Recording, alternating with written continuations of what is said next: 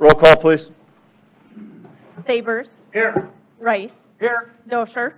McCarty. Here. Barrington. Allen. Here. Park. Here. Smith. We have a quorum. First thing will be action to approve agreement 2020-34 emergency roof repair and masonry repointing at Crafty Fox 223 North Main to NH Masonry Restoration, City Project 2020-24. Mr. Schrader. Joe Schrader, city engineer. The building at 223 North Main is in need of some roof repairs and repointing repairs. It's going to be seen in the pictures. There's a portion of the roof that has actually fallen over onto the roof. We had Larry Jerza look at that, along with Nick Heisinger with NH Masonry Restoration. They talked that over to repair that wall. Came up with a cost of $15,020.86. Along with that, they also are looking at some repointing repairs on the south and west side of the building that are deemed emergency enough to do them now. There are portions of the brick that have little to no mortar between them. Allows water to get in and those types of things, and we'd like to especially get those areas taken care of before the winter. There probably will be a project coming that does the remaining portions of the building for tuck pointing, because there are still some other areas that need to be done, but are not as concerning as what's been identified right away. Can you go to that top picture? The building that we're looking at is the one closest to us, or, oh, that one, okay. Yep, that one. Double check. You can see on the right side that you can kind of see where the, Right here's where the- yep, where that's fell over. The costs for the tuck pointing are estimated at $15,337.03. We are recommending council approval for the total of $30,357.89. Larry Jerza is here if there are any technical questions regarding this project. We do have one correction to the staff report. There is not $200,000 remaining because the council did authorize up to $60,000 for windows, so you would have to take that off as well. So there'd be $140,000. Right.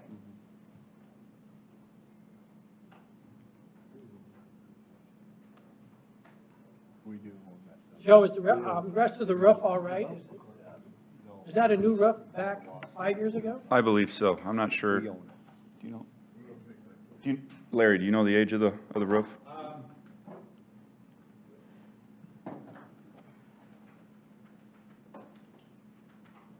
I'm not really sure, Larry Jersa, architect, I'm not sure what the actual age of the membrane is, but it looks like in pretty good condition, but there are some anchors that are starting to pop up through the rubber that need to be addressed. As long as there isn't a lot of foot traffic up there, it'll probably be okay for now. But there is going to be some work needs to be done to that. I think it'd be fairly minor. But as far as I know, I mean, the rubber looks good. It's not dried or anything. It's probably less than 10 years old. I'm just going to guess by looking at it. But the thing with the brick is it's just going to let more water into the wall, make things worse. That's why we're kind of pushing to at least rebuild the wall. It's not going to get better just sitting there. So. And you can get it done this fall yet, or summer? Yeah, I think we're going to get it done this fall yet. Yeah. Scheduled to start in roughly 3 weeks. Yeah. And to make things clear, we own the building, correct? The city owns the building. We do own the building. Yes, city owns the building. We did not give it to Mitchell Development Corp. Because of the pending lawsuit, so it is a city-owned building. And just for your information, I'm meeting the window guy tomorrow. We're gonna start on the window deal too. Perfect. And there will be roof repairs required on the membrane where the wall did fall over, just to fix that small portion. And that'll be coming at a later date once the wall gets up and fixed, where they can assess how much damage there is to the membrane. Joe, do we have any clue when this might end? Windows, now some brick, and then tuck pointing, and now some roof membrane. I mean, have we got a punch list? Is it going to be done ever? That's a good question. We're getting the building assessed as we move along, and once we get all these items identified, we can come back and come with a I suppose whether we're looking at a Band-Aid to get us by for so long, or whether we're looking to permanently fix the building, those are things that would have to be discussed and decided. Mr. Mayor and Council, Kyle Croce, Public Works Director. So we are looking this winter into getting an asbestos survey done through the state, which is paid for by the state. So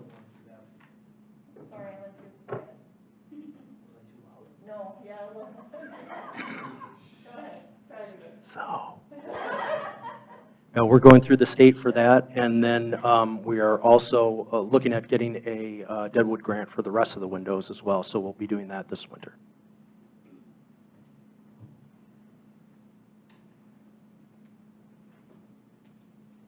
One other quick question. Did we ever figure out where the air conditioners disappeared to yet, or is that still a mystery?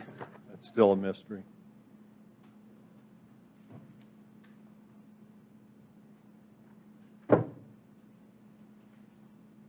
Nobody seems to know what happened to those, other than they're gone.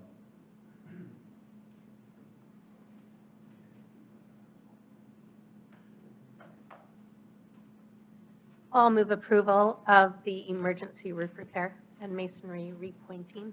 Okay, we have a motion by Mr. I'll second Parks, second by Mr. Savers. Further discussion? Is there anybody in the audience who wishes to address this? All those in favor of the motion signify by saying aye. Aye. Opposed, nay. Motion carries. Okay, we'll adjourn and turn it over to President McCardle for a work session, budget work session. It's all yours. Okay. Excuse me. All right.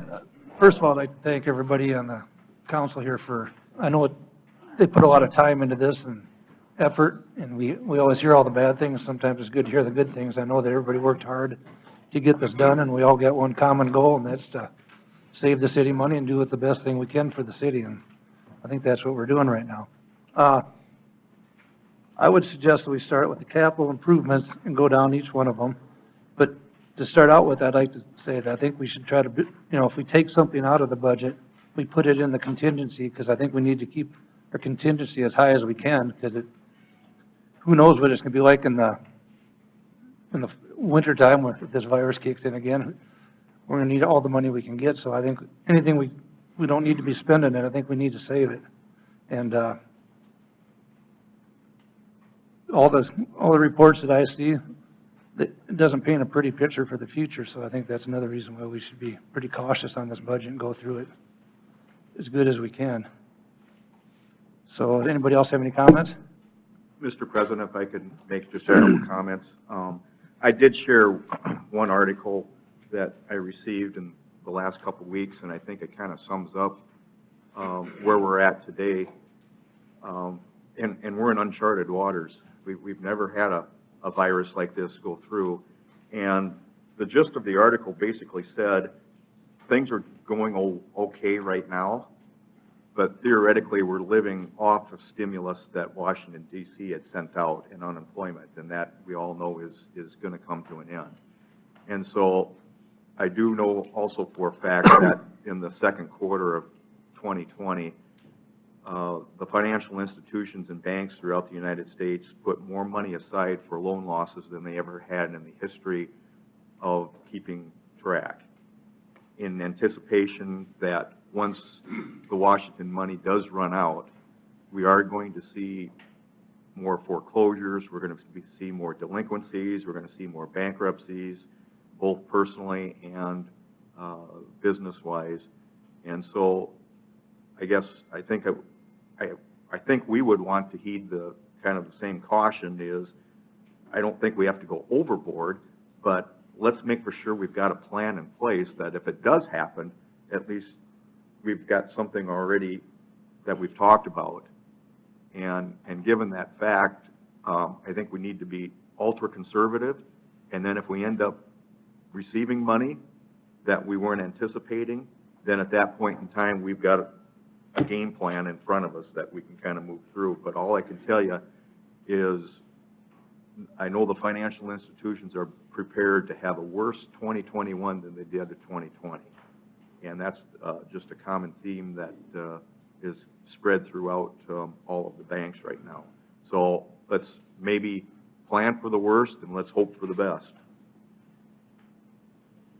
Jeff, I've heard that same comment with the businesses that my wife and I own, and it's going to get tough, I think, for 2021. We're not done with the COVID. We're not done with hospitality. Restaurants are coming back, but not full bore. And if we get closed in this winter, we're going to need as much cash as we can, and we can't be living on a handout by the government. So, but I know Stephanie put a good balanced budget together, and we'll go from there. And Michelle, too.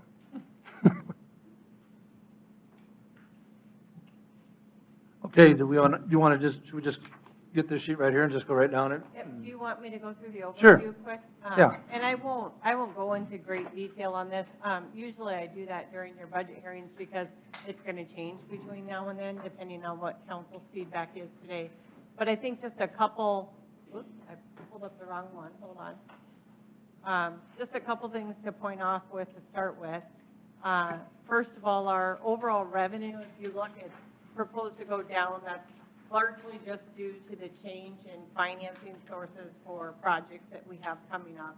I do want to point out that we spent a lot of time talking about what our sales tax revenue is on an annual basis.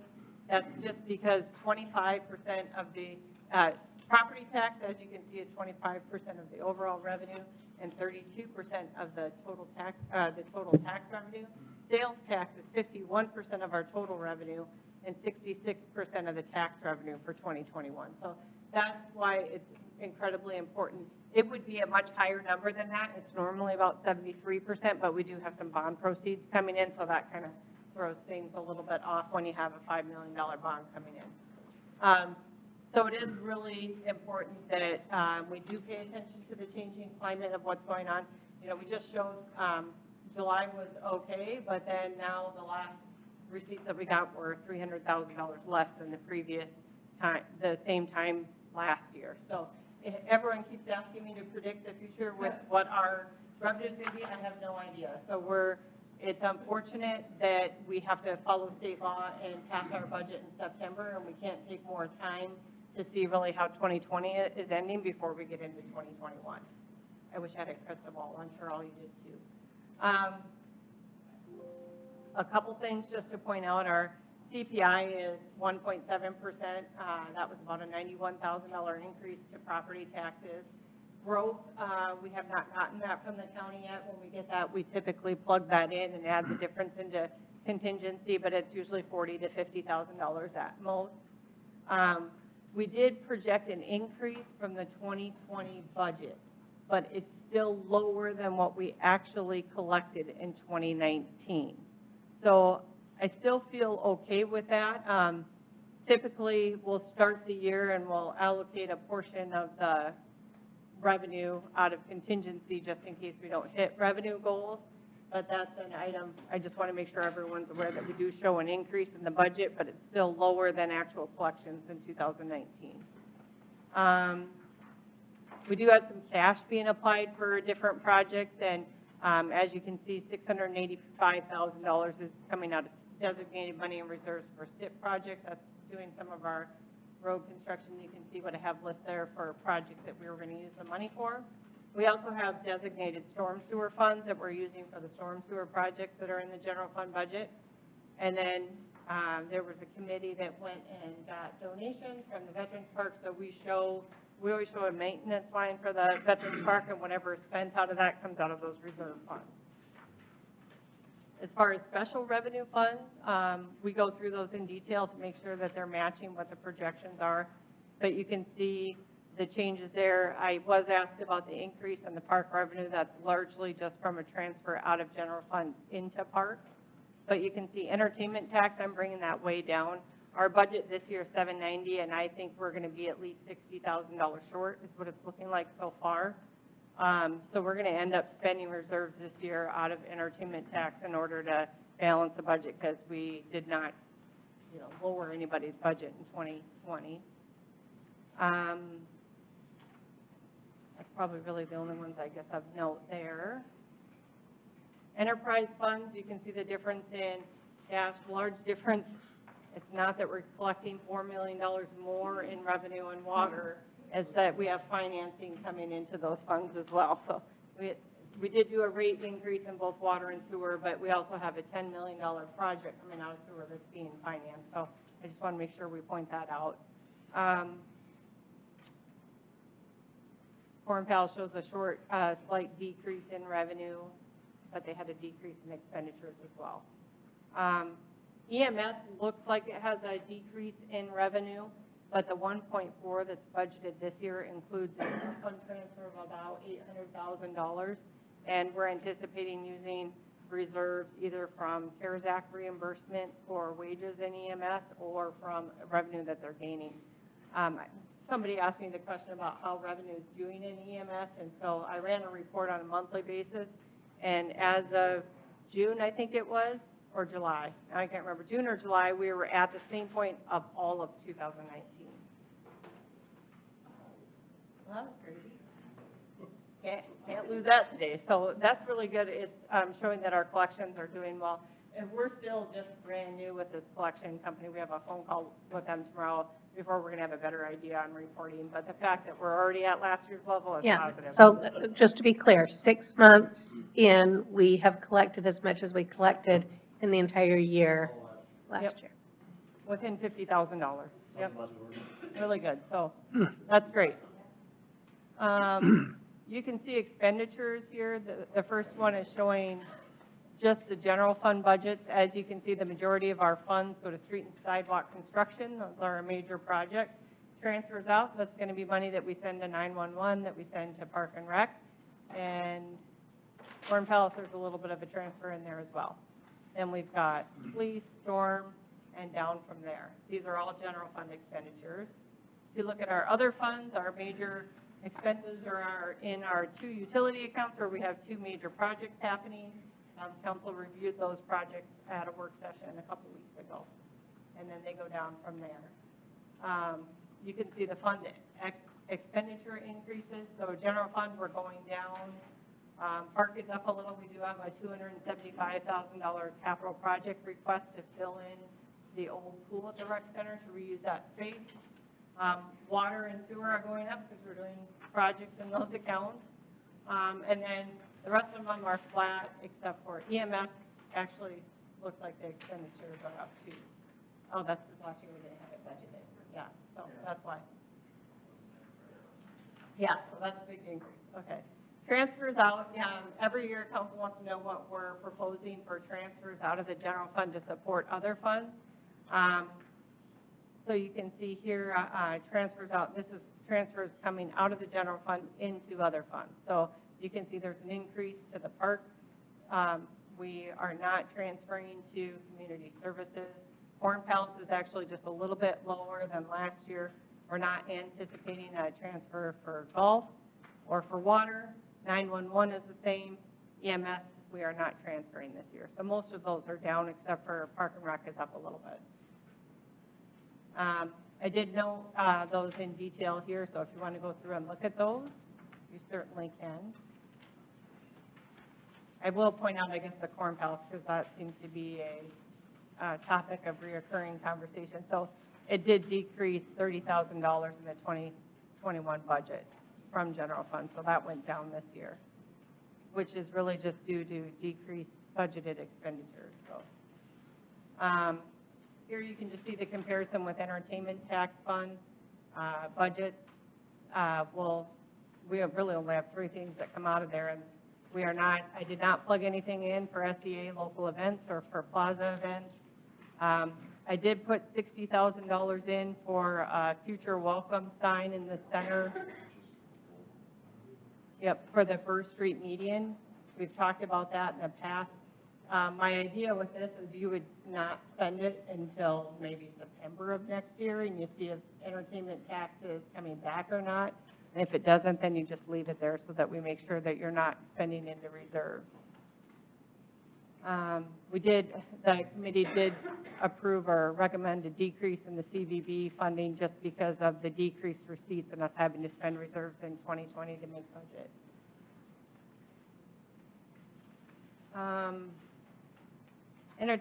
In the enterprise funds, I also talked about the changes that we made in the utility accounts. You did fee increase, those fee increases go to pay back the debt service in those funds, so that they're dedicated money there. You'll also see an increase in the sanitation fund because they're doing the construction of another landfill cell, which is $1.5 million, but that comes out of that fund reserve as well, but it does make it look like it was a large increase. Here you can look at what cash is being applied from reserves in order to balance the 2021 budget. These are only used for dedicated purposes, so we do not use any cash reserves for ongoing operations. So airport fund, campground, they had proposed some capital purchases out of campground fund that has gained revenue. You know, the revenue has built into that fund over the years. So that's an enterprise fund. It can't be used for other purposes. E911 fund, that would be for, I skipped over community services, sorry. Community services fund, we always anticipate that's going to be higher than what we actually end up ever needing. Jessica does a really good job of seeking out other funding sources and grants to bring that in. So we thought the fund would be depleted by the end of this year, but it looks like we should be good for next year too, especially with the additional CARES Act funding that she was able to secure in 2020. E911 fund, we are proposing taking funds out of reserve to upgrade the communication tower and radios up to the digital system, which is required as by the state in order for us to be a compatible PSAP by 2023. So it's something that we have to do that upgrade in. And again, that's coming out of EMS fund. None of these are general fund. General fund does have $701,618. Most of that is for the SIP funds, as you can see there, $685, and then there's a small amount for the Veterans Park. So that is the only purpose that those funds are being used for. It's not for operations. Golf course fund, that's just to apply for their the difference in their revenue versus expenditures. Nutrition fund. Park fund, the $11,118 that you see there, they did some fundraising for the skate park, so it would be taking the funds that they raised and applying it towards that project. And then there's the big sanitation fund. Now, like I said, that landfill cell construction is about $1.5 million, but they need about $1.4 from reserve, so they're doing some of that out of current cash too. Let's see here, and this is just your estimated ending balances. There are no staffing level changes proposed in the budget. It does include the contractual negotiations for all three unions. As far as capital, the majority of the budget proposed for requested budget for 2021 is capital projects. Here, I started off by showing you the total is $27,725,804. I may have a number error in there that we'll talk about when we go through the list, because there's a couple items that we're not showing on the list that are included. Of those projects, most of those are in, about $21 million are in funds that don't require any support from general funds. That's sanitation, wastewater, water, entertainment tax, golf, campground. The remaining are in the general fund or funds that are supported by the general fund, which is Corn Palace, E911, Park and Rec. So you can see there the breakdown by fund. Yep. On the East Central Drainage Yep. phase, I believe that's phase 2, are we completed this year, or No. they're going to start back up on Yeah, in that we area? haven't even bid phase 2 yet. So it'll likely start in the fall of 2021 and it will go into 2022. And we just completed phase 1 is all that's done. Okay, because they had to complete that at the end, or at this spring, right, Kyle? The phase 1. The phase Yep. 1. Yep. We Okay. applied for a grant. Okay, I thought maybe that was phase. Nope, that isn't. We haven't, that's a very big project. We'll talk about it a little bit down here farther too, but out of those major projects, most of those have financing through the state revolving loan fund. And if you remember when we looked at the utility projects, we proposed a 30-year financing, which gave us a lower rate, and the interest is so low through that state revolving loan fund too. We had $10 million for the wastewater treatment plant, $5 million for the new 2.5 million gallon water storage. I don't think that's changed since your presentation. Then we had the maintenance and painting on the West Water Tower.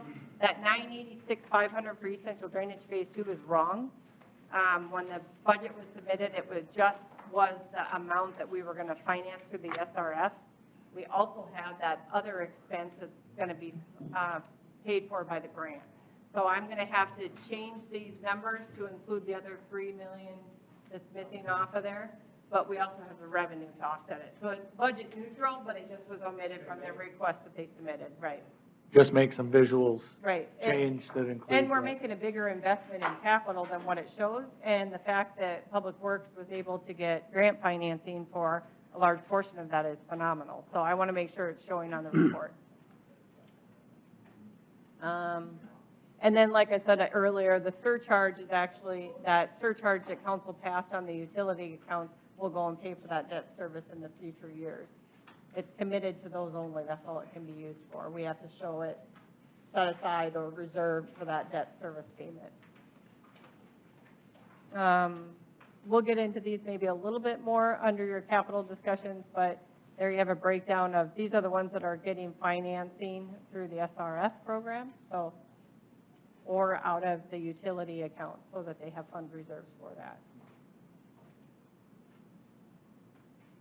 Oh, there I had it right there, about the additional money that we need to add in for the EDA grant. I didn't want to go back and try to refigure all the numbers after I had it done, so I'll get it done before you get your first presentation. And then these are the requested capital budgets that do receive general fund support, but it's important to point out that the storm sewer project, that's all coming out of a designated fund for storm sewer. When you look at this Raleigh I-90 sidewalk, that comes out of STIP money. The digital tower, that's coming out of reserves in E911. Spruce, that's another one that we can do out of STIP money. So some of the state parks that has a grant to offset the majority of that cost. The city's cost is more along the lines of $46,000. Foster Street Bridge has a large grant tied to it. So does the Norway Raleigh sidewalk as well. So I have those listed later too that you'll be able to see. And I listed them down here too, so if you want to look. I think that's important to point out because we wouldn't be able to do all these projects if you didn't have that outside funding, because we'd have a lot more that we were taking on from the city directly. As far as the paving and maintenance plan, the items listed there are the current, based on the current budget. The original request was about $300,000 more than what we have in the budget, but we had to find a way to make it balance, and we didn't want to see us spending 100% of that reserve STIP funds, because we need to use that for large projects as they come up, like they're planning a major reconstruction on 5th and 9th. So we want to make sure we have funds available for some of those other large projects. As far as infrastructure projects, you can see, again, that's not the full cost of it. So I can see why you thought maybe we were getting done with it when you look at that number, but it's actually going to be over $3 million when you get all of the expenses in there. Most of these, like I said earlier, are financed through the SRF program. And then we had facility improvement, and then equipment. I did get a question about, I think it came up because of the technology equipment that was listed, and aren't we doing more than that in hardware? We are, but our capital plan says that it has to be over $5,000. So the things you're seeing here are over $5,000. Other than I did add the corn pellets items just because sometimes you guys want to talk about that more. So I included that on your list. And then every year council wants to know what's included in the budget request for engineering or professional services or those kind of things. So I have these listed. This is where there might be confusion on that capital list. All the items that you see up here are included in next year's budget so far, in the requested budget. So you've got legal boundary surveys, you have the traffic, transportation, and signalization plan, design engineering to reshape Dry Run Creek. I should say the transportation plan, $50,000 is our cost, but the total cost is $200,000. The state would be covering $150,000 of that cost. Can I have you go back to Yep. the legal and boundary survey and have you remind me what that is? I'll let Joe and Kyle speak to that. How's that? First guy up. Joe Schrader, city engineer. Those are for miscellaneous surveys that come up during the year that require to find boundaries of properties and those types of things as far as if there's items that are within the right-of-way that are on their or that they think are on private property, and distinguishing between items like that. So this isn't like one big thing, it's like something that when it comes up, you need to have this amount. Correct. Thanks. And then the design engineering reshape Dry Run Creek, that one is coming out of stormwater funds.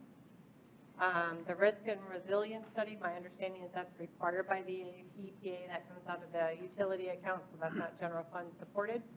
Design engineering, that's for the reconstruction of 9th and 5th, and I think Kyle had told me 5th would be on the plan for 2022. And then the design engineering that's required for the new cell construction at the landfill, that comes out of the sanitation fund. The spoil site feasibility location methodology for Lake Mitchell dredging, that's out of the Lake Mitchell fund in the water account. So that would be all of your professional services studies. I just listed them with capital and other equipment discussions because often you guys want to discuss them in more detail. So that was my overview. To try to make, you said capital first, right? Kevin? At first. So to try to make things a little bit easier, I gave you a bunch of stuff, but this one that says on the top, council review items, I put both capital and subsidies and notes for your other discussion on the bottom, just so you didn't have to keep flipping if you didn't want. So I have that for you, and I can pull that up. If you have questions specifically on, hold on, I should almost make this mirror so I can see where I'm at. Oh, yeah, I got like 6 or 7.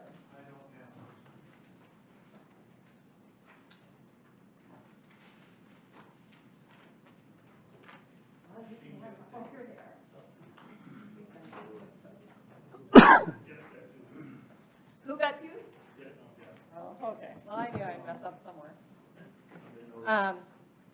If you do want to, one of the questions I think John was asking me prior to us starting here, if you were wondering my color coding on some of these capital, whoa, where'd it go?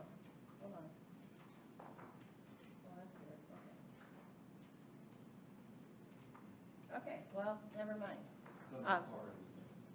No, it won't let me roll over on mine.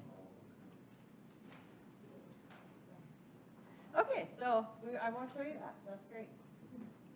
Hold on.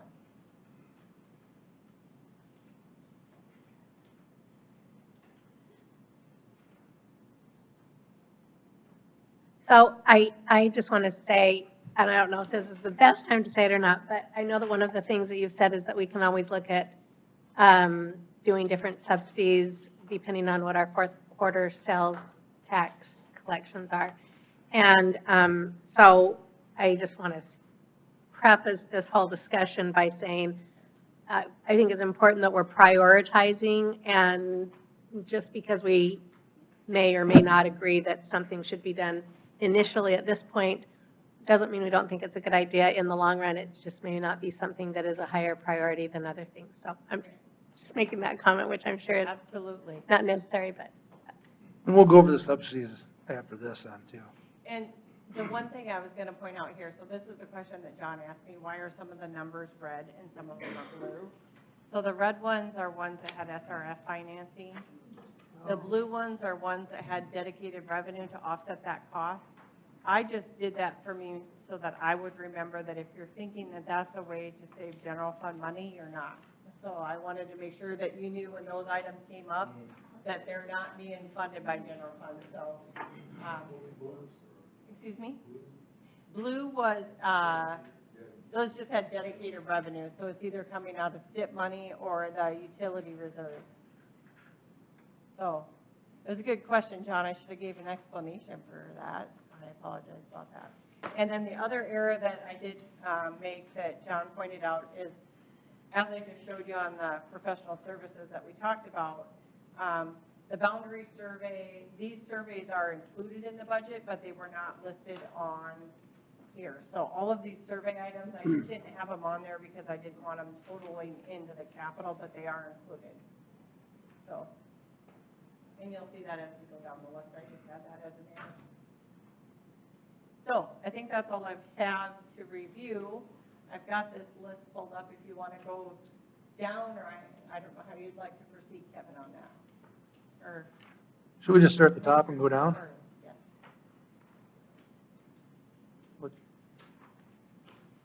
So an explanation on these two, because I did get a question about the trucks out of the campground.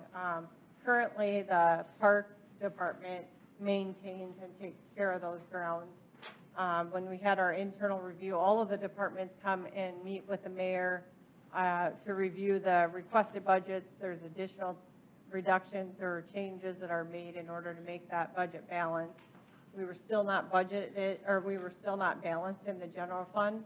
And so the discussion was that we could pay for these 2 used trucks that are used in the campground out of the campground fund and not have to use the general fund support to buy used trucks for the park department. So that's why those were moved to the campground, and that's what they are.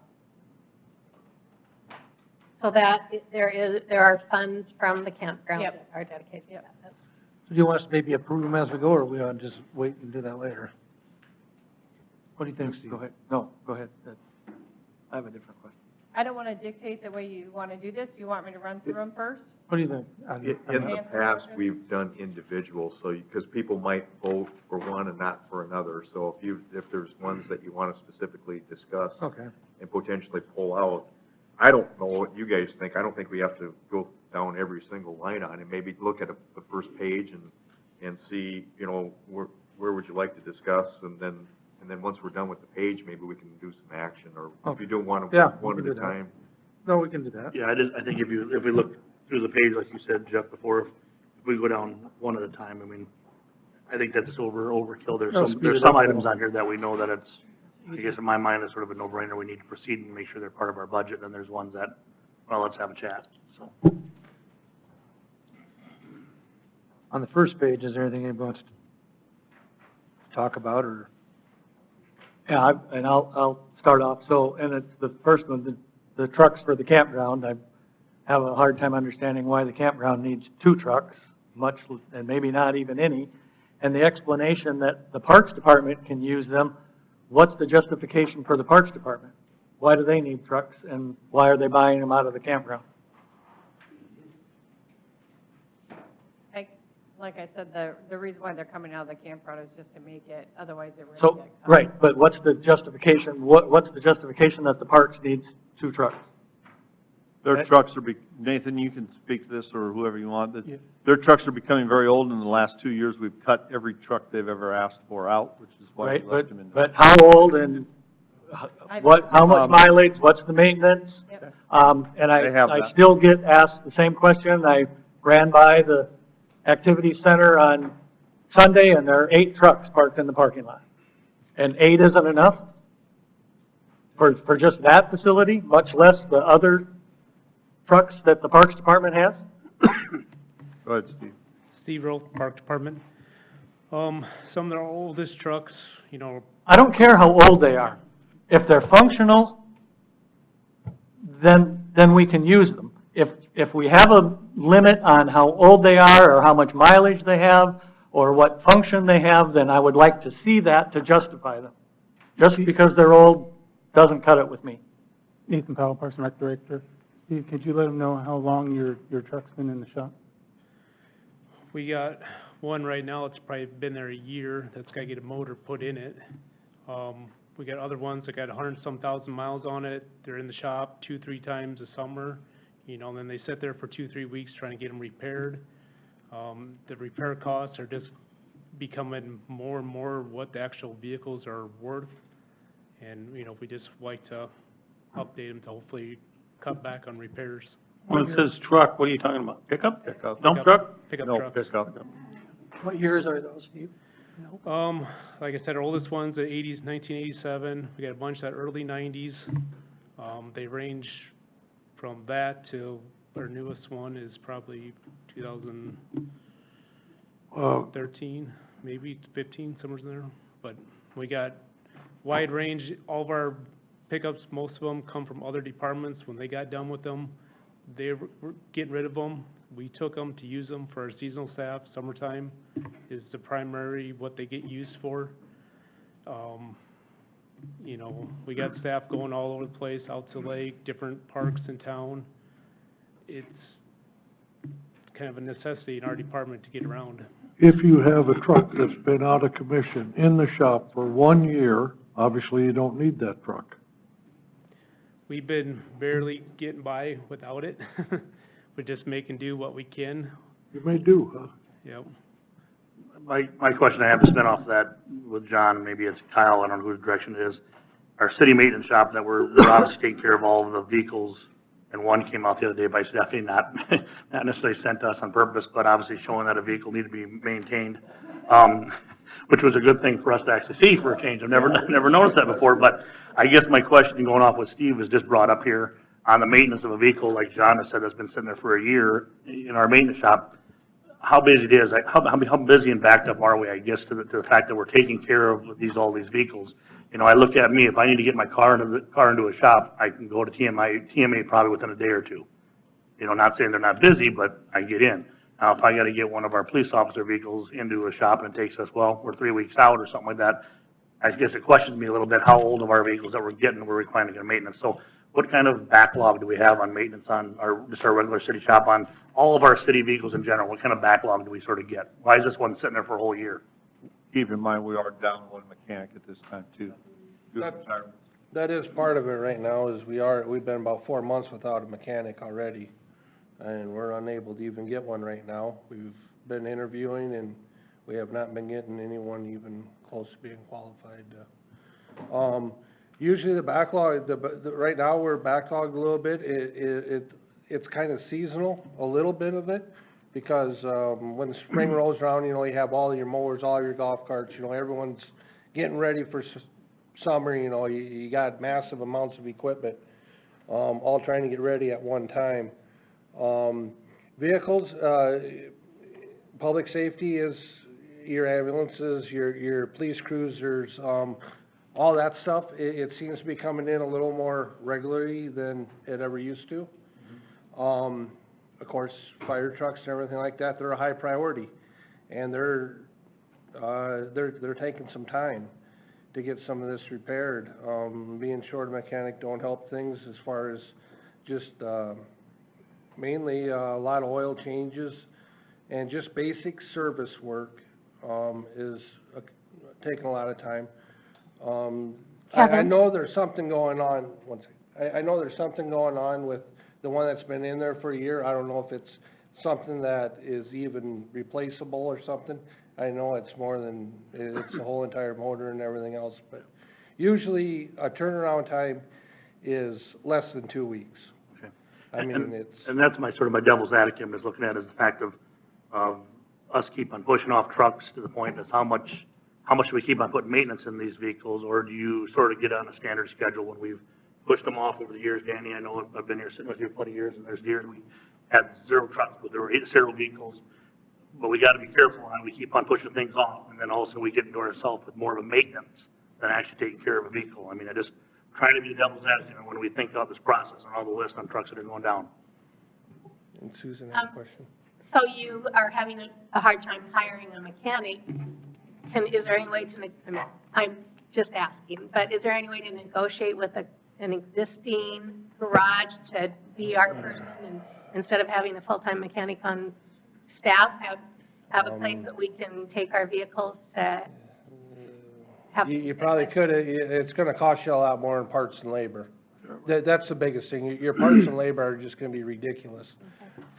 For me to have a mechanic, I'm not going to touch on the numbers, but for me to hire a mechanic and get parts at cost and everything, and actually do the physical labor of the install, you are saving a tremendous amount of money. So we still have the labor of paying the person. Yes, but you take something to a body shop and you could pay $50, $60. But if we're down a $50,000 mechanic, then part of that $50,000 can go to pay for somebody else's labor. We're not probably doing maintenance any cheaper than a private enterprise, because we have to pay our people and we have to buy the parts. Okay. It's not free for us, it's not free for us to do maintenance. I understand No, that, but I'm sure, saying I would guess it's a lot cheaper. considerably cheaper than paying a mechanic outside, but we could look into that. Per hour, potentially, but if it's There's no potential. if it's a supply and You're gonna, you demand. go outside, you're gonna pay them their overhead and their profit on top of what you're paying your mechanics. Sure, and But we're gonna pay our labor and probably better We- benefits than they have. If you want, we can And look at prices that we pay probably as a city for parts can't be a lot different. They're gonna put their markup on it, but that's the cost of doing business privately. If you want, we'll look at that. Not saying that, you just can't use that as a justification. Steve, I got a question for you. Do you do any of the maintenance there at the park? Very little, you know, we don't get into that much work, you know, we can do some of the oil change stuff in the winter time, but we try not to get into that, we're usually too busy doing other stuff, but, you know, if there's something we can do, we try to do it to, instead of taking it over to the street shop, let them guys do it, but it doesn't happen too often. You think when you would hire somebody, you would want someone with mechanical experience? Yeah. That's what I would recommend. Yep, we do some, but there's stuff that just gets too far in depth that it's gotta go to the mechanic. They also have their other work to do as far as the Park and Rec Department I to keep understand up, so. Steve, I have a question for you, please. How'd you come up with 17,000? Do you have an idea in mind of? I can help out with Get that. for 17,000? I'll help out with that. We've been buying off the surplus, used vehicles off the surplus, and that seems to be about the going rate, anywhere from 14 to 17,000 is the going rate for used trucks. And the truck that's been there for a year is probably a $7,000, $8,000 truck. We're putting $6,000 of a new motor into it to get that back out on the road. So, I mean, the trucks aren't even hardly worth what we're putting into them in some cases.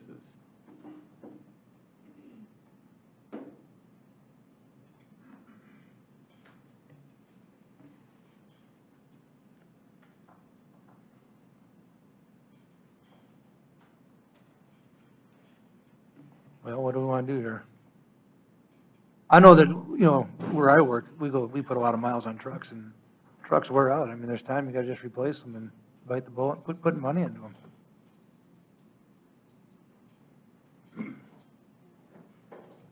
And if they need them, I think we should get them. Two or one? If they need two, get two. Do we need to? I have no problem with I have no that. idea. I've seen some of the vehicles they've had out at the complex. They've been well oiled. And if we've been putting them on, time's the time. You'll put them on surplus then? Yeah, off the state surplus, yes. Yeah.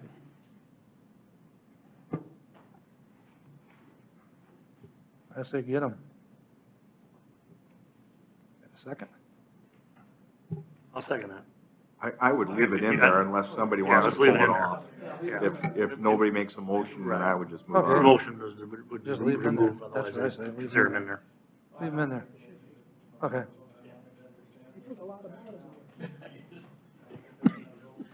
I think just for clarification purposes too, sorry, for the public that might be watching and haven't watched a budget session before, you're not actually, this is just your method of coming to consensus of what Yeah, is 'cause in and what is September we'll out. make the Yep, final choices. that's when you're actually making decisions, correct? Yep. Just for process, in case anyone's wondering. Good statement. What's the next item? So the next one that, and it's just, I know it's just a small amount, but I'm looking at the carpet in the box office, and I don't doubt that that needs to be replaced, but in the year that we're pinching pennies, I'm wondering if that could be something that we wait and see on.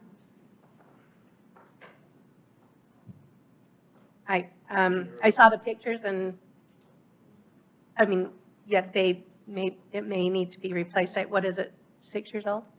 Yeah, I really think unfortunately when they did the remodeling project, they picked very poorly for the quality and the type of carpet that they put in the box office.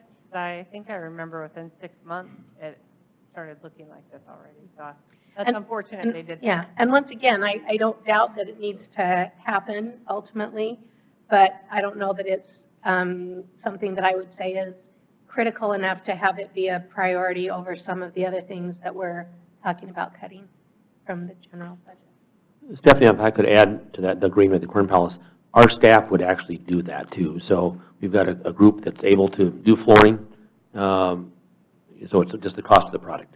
So, and we don't have a lot of visitor traffic, obviously, in the box office, but I would be more than welcome to take you over there. It just is pretty icky.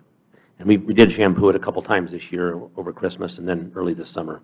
So is it It's just dirty? It's just or? stained so bad that we can't get it out anymore.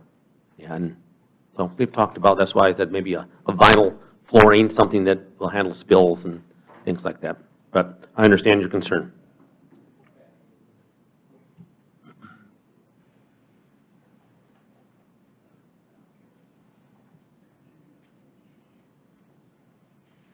I mean, if I thought that we could just like take things and just kind of maybe put them to the side and so that we kind of can see where we're at, I feel like, you know, I don't know that I'm ready to say cut the carpet in the box office, but I think it could be a question mark. I do think we should point out too, when it comes to the Corn Palace, I think the refinishing of the armory floor and the carpet in the box office is something that we would probably want to not do right away next year anyways, and just make sure everything's okay.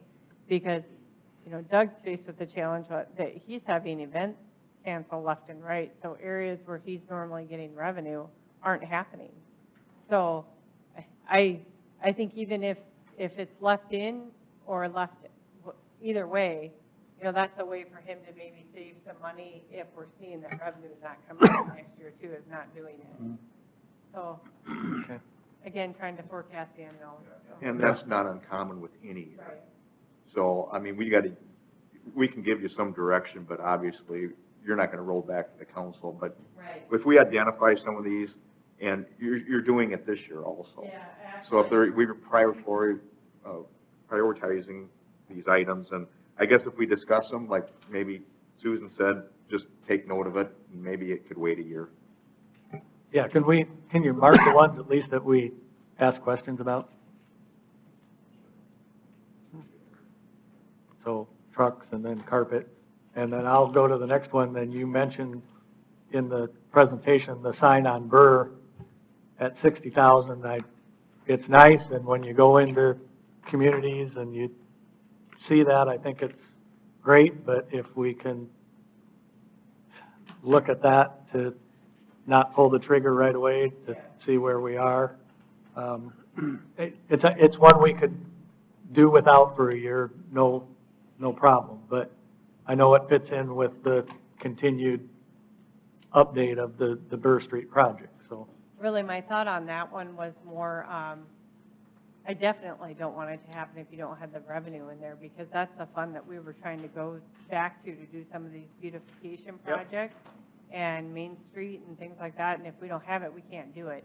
Originally, we had asked the chamber or the CBB actually, clarify that, to help with that project, but we weren't, you know, it kind of changed because the property up by the visitor center got transferred to a different owner and all of that, so instead they helped us with the stage, and they helped support the stage with revenue, so I was just doing that because it was something that we had originally asked them to do, and then they switched gears and helped us with the stage and the plaza. If we have it under our budget to do, we can just not do it if we don't have the funding, versus giving somebody else the authority to do it, and they might not have the ability to pull back on it. Does it take three months or so to order a sign like that, Stephanie? You know, I don't even know if we know what the feature would be. The idea was just some kind of a welcome feature to tie to the rest of the projects going on in town. So I would see we'd probably want to do some kind of a group discussion on what it's going to be, and I wouldn't see anything happening until fall of next year, 2021. Right.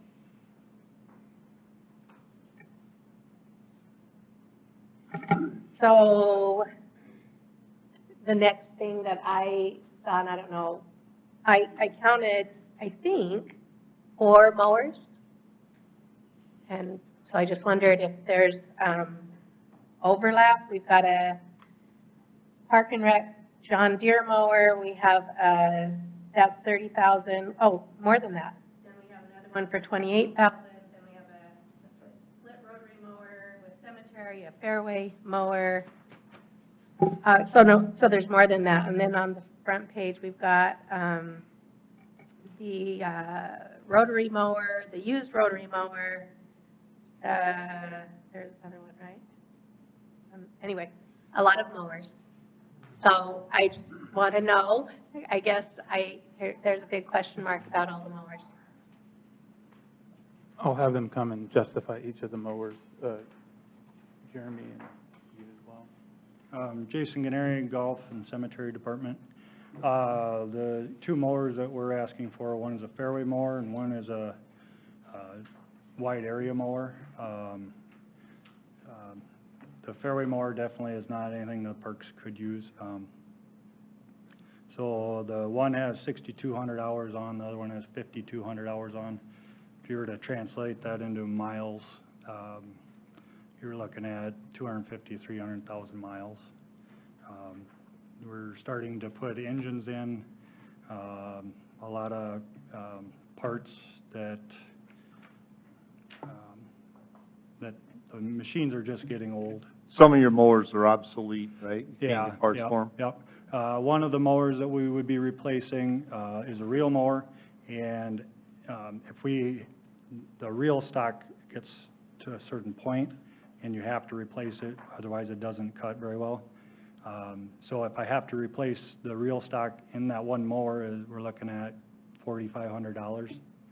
And so, I mean, there's another cost, so.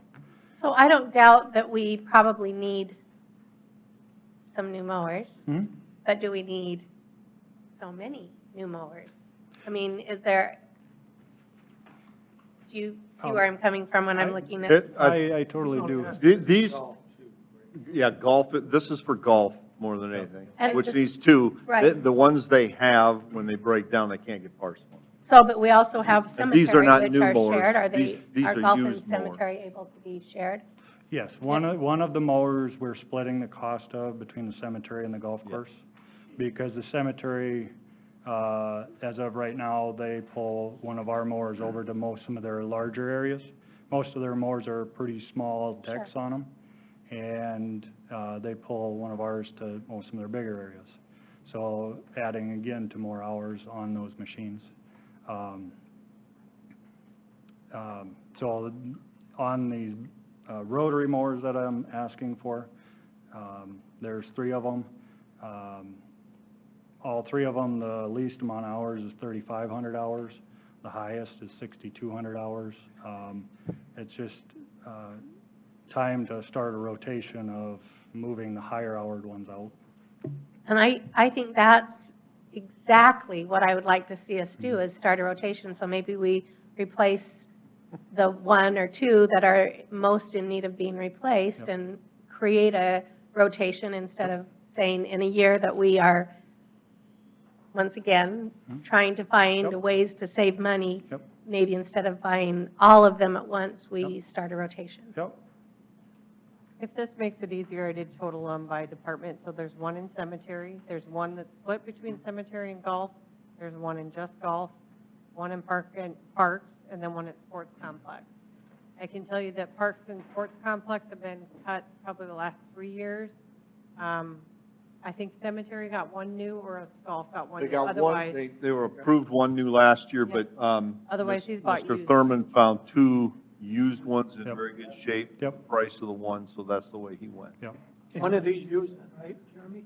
They're both Yeah, used. they're both used. Yep. These are both used. Yep. And these things get used every day. I mean, it's not like they get used, like you mow your yard, and you get- once a week you do it or something. The fairway mowers go out 3 times a week. The rough mowers anywhere from 3 to, sometimes they go out 5 times a day, 5 times a week. So, they're, if one breaks down, we're kind of in a pinch. So with play, as much as it is, once it gets to be about noon, it's tough to get things done. And if we have one breakdown, it extends out the time to mow by a couple hours, and that makes it difficult. Can you get a good fairway mower for 30,000? Yes. How many hours they gonna have? I've seen some with 1,700 hours, for for 30.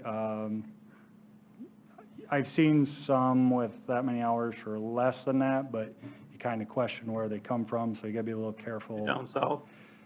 Some of them, but some of them are from some distributors in the area. But there again, you gotta just be careful what you're selecting.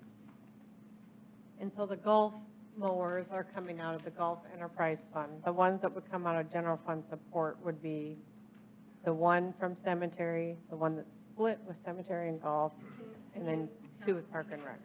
Stephanie, there's an error. There. One of them should be from just the golf course, and the other one is split. Yep. You got it the other way. Yep. Oh, one was cemetery. Yep. One should be golf and then one split, not one at the cemetery and one. Right. Yep. I said that backwards. Yep. Thank you. So there's half of a mower coming out of the cemetery. Yep. And then there is one coming out of park and one coming out of sports complex. And one coming out of the golf course. Yes. One and a half. Yeah. Yes. Yeah, 1.5 out of the golf course. I say we need them, we get them, because people tell us how good our cemetery looks. We want things to keep looking good. I think we need to have equipment to do the jobs. You see people who don't mow their yards, and you see what their yard looks like. I think we need to keep things looking good. Well, the other thing to piggyback off that, Kevin, is the fact of, obviously, we all know the thought of the cemetery, obviously, everybody's made that very clear. The other thing, too, is I've had tremendous amount of compliments this year on our golf course, and I think we all know in the world of COVID where we're at, where we're going to be. We're going to be outside, and let me tell you, I want to make sure the city golf course is one of the best in the area, and I believe it is, so I'd like to make sure we keep on moving that direction, considering that's where we're going to be at most of the time, is outside, and I think the revenues and the numbers are there for it, to showing that the traffic pattern this year has been extremely well out of the golf course, and it's only going to keep that direction.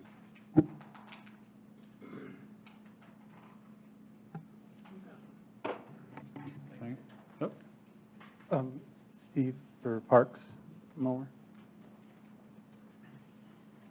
And I do want to add that we have, over 100 pieces of equipment in all the divisions, that, mowers and equipment. So, replacing 1 or 2 or 3 a year is, would keep us at least in somewhat of a rotation, but replacing none is just going to back us up over time. Yeah.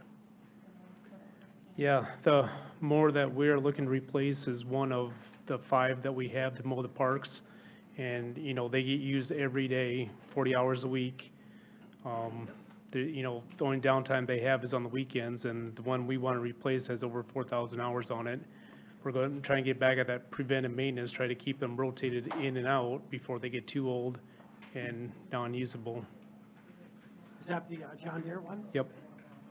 It's a John Deere mower with a 72-inch deck on it.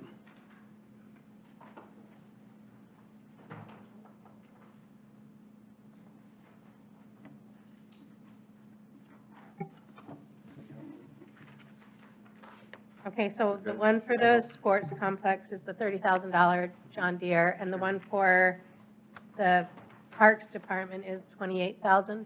Yeah, mine is And then 28,000. you've got- Jeremy can speak on the other one. For Cadwell, sports complex. When Jeremy came up here earlier this summer, he turned something down and put it into, 2 pieces of used? And he said he could get by. Was that the Sand Pro? Come up here, Jimmy. You I got to didn't be see it able to sitting speak into it so the people Right. listening at home can hear what's going on. So the mower that we want, we're replacing a 2003 with 4,511 hours. Used 4 to 5 times a week. But that was the one this summer? Nope. No, that's what I was asking. That was the So John. you said you could get by a couple more years? You remember you changed something to? Yeah, we changed that drag to a broom and a snow blower. That was, okay. All right. Yep. I just want to make sure when this thing piece. Jeremy, do you take this on trade, or how do you do that? When you got your old mower, what do you do with that? Depends. This mower, probably not. We're not gonna get much. Surplus it makes better.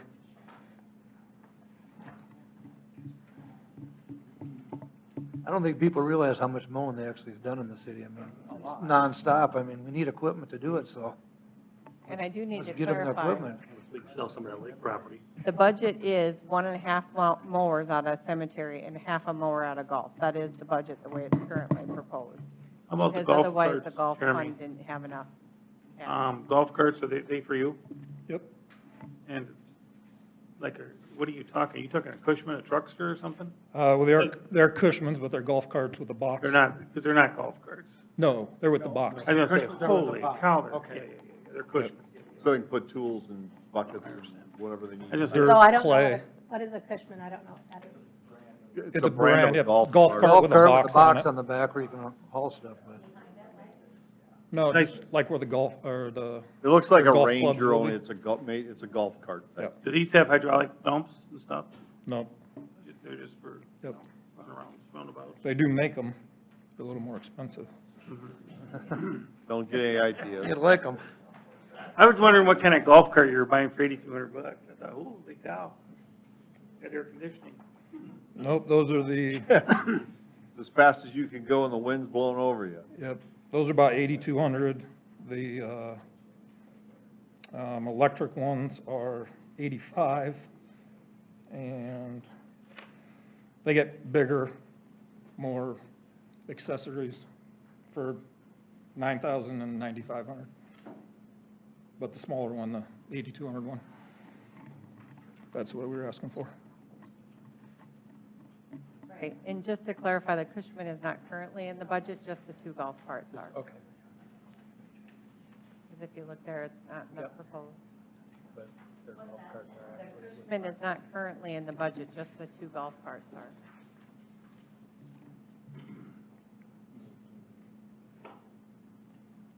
Anything else on the first page?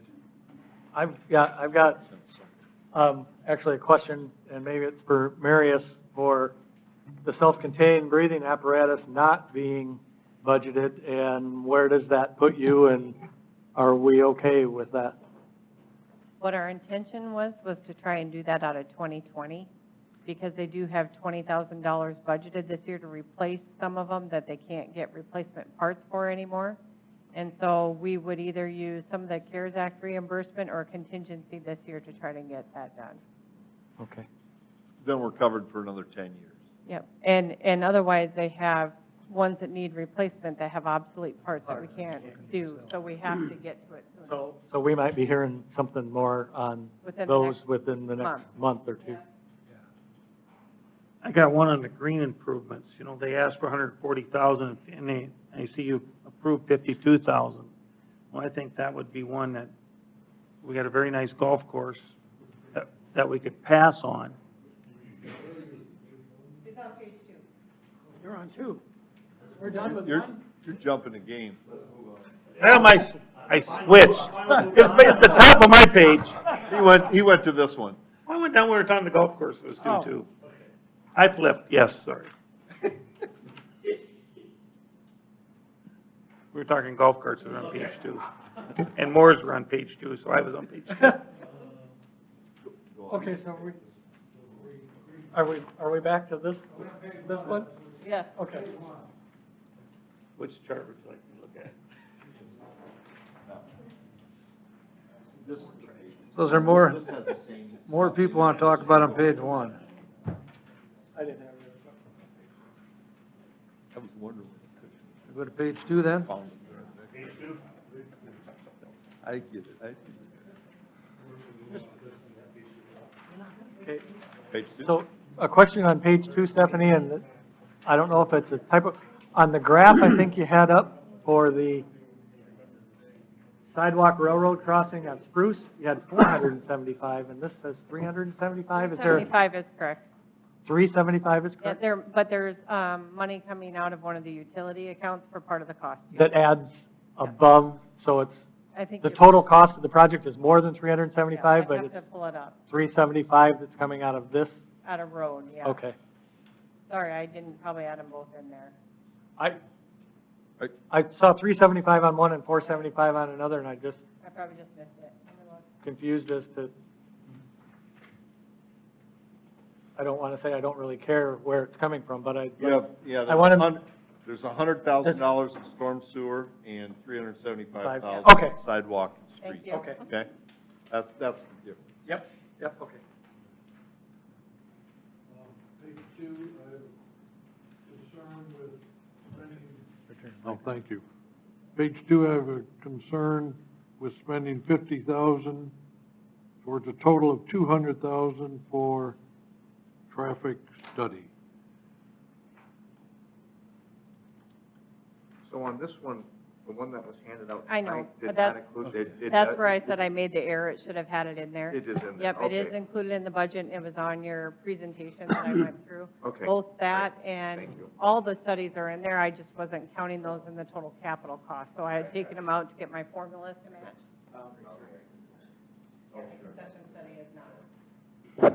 Boundary surveys, Joe, the engineer, explained Yep.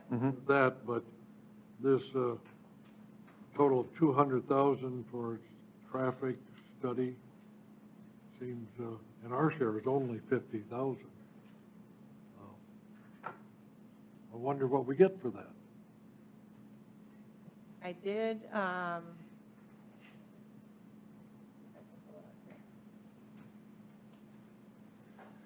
Joe Schrader, city engineer. What comes with that transportation study is it actually starts out very broad, and we meet with the DOT and we refine that. So we can look at specific intersections, whether we light them, sign them, those type like Main Street where we have lights, we can look at doing stop signs. If there's any, what we would call intersections with issues, we could look at those to see if those are signed correctly, whether we add Do stop they review signs. traffic patterns as far Correct. as So they will, arteries and collectors the and all that? DOT's portion is they will analyze all of the state infrastructure, havens, the bypass, and then we get to kind of piggyback off that as far as what we want to look at. And we work with the DOT to refine all that. And if there's anything that the council specifically wants, we can sit down with you and we can iron out if there's anything that you specifically want to look at. Well, I think we live in Mitchell, South Dakota, and I can get from Walmart to the spillway in probably 10 minutes. I don't see where we have any traffic issues myself, but that's just my opinion. Mr. Mayor, Kyle Croce, Public Works, we would like them to also look at the downtown area with the traffic patterns, with the signage, with the lighting, and with the parking issues that we have.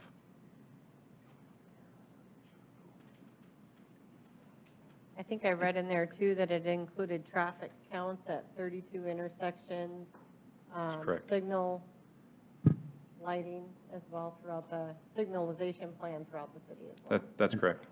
And so Stephanie, with those counts, it also gives us justification on where signs are warranted or where signals are warranted, and that gives us a good basis on where we're spending our money.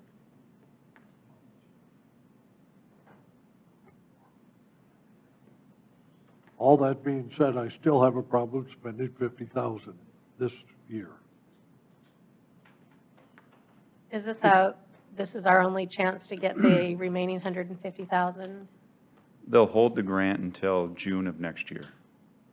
So, yeah, in 2021 is it. We'd have to tell them by at least probably May of 2021, or else it'll go away. And what's the chance of having it apply and get it back again? Hard to say. Usually when you turn down a grant, you don't get it back. Just because there's other communities that ask for it that haven't said no.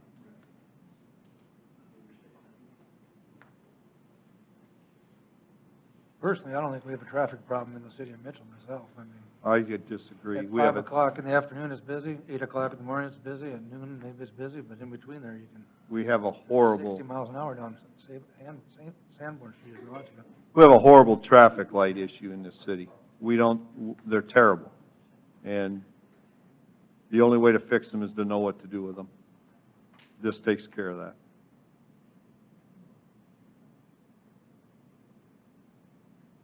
Can we put in and remove traffic lights without approval from DOT?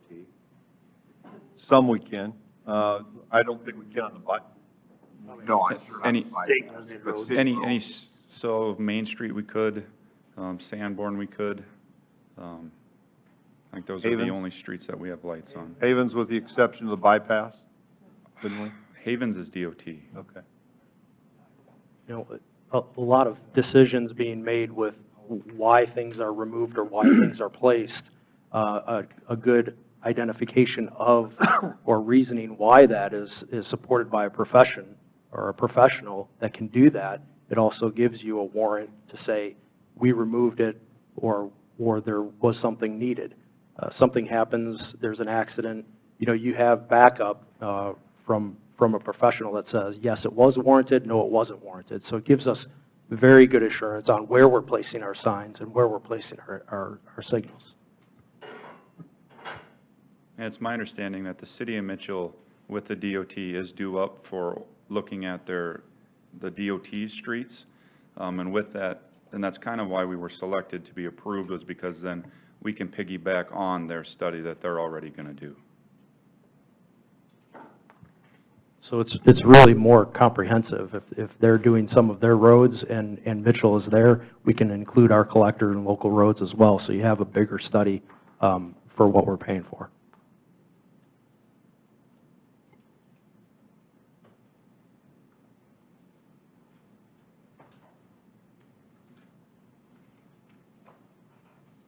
We should probably put a question mark by that one. I understand the concept, and I believe we do need some traffic study information. I just wish we could do it in 2022. But I would say just question it, and we'll. Well, you could for $200,000. Yeah, for $200,000, we could hire and get it done, but. What I would like to see done is we take it out and we bring it back in May or June, see where we're at money-wise. That would be my preference. So. Before then, you said, right? It need to be done before then, we'd have to give kind of a yes or no to that. Correct, May. May, okay, that we said. So, Jeff, you're saying if we take it out, if we take 50,000 out, we add it to contingency, and it's a contingency expenditure that we decide on in May? That would be fine. Okay. Is that your, is that the concept? I'm just trying to, okay. Yep, and I'll make that motion. Second that.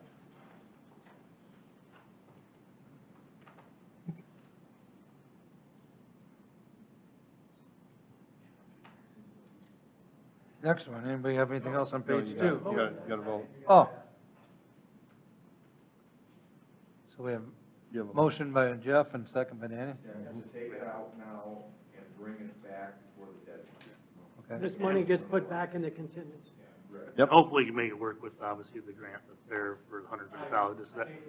I hate to pass up that money, and I do agree with the mayor. We do got some traffic issues in our town, and we can start with removing all the lights down on Main Street if you want. So it could be, you don't have to have a vote for that, do it. But I think everybody's noticed the positive ones where they are at, what they're already been gone. It's been a nice thing. So, but I just hope we can make it work in May, because I'll support Jeff's motion here, but I just hope we can bring it back in and get it done for the city. So. And actually, I mean, in my opinion, that's actually something we may even be able to evaluate possibly sooner based on our fourth quarter.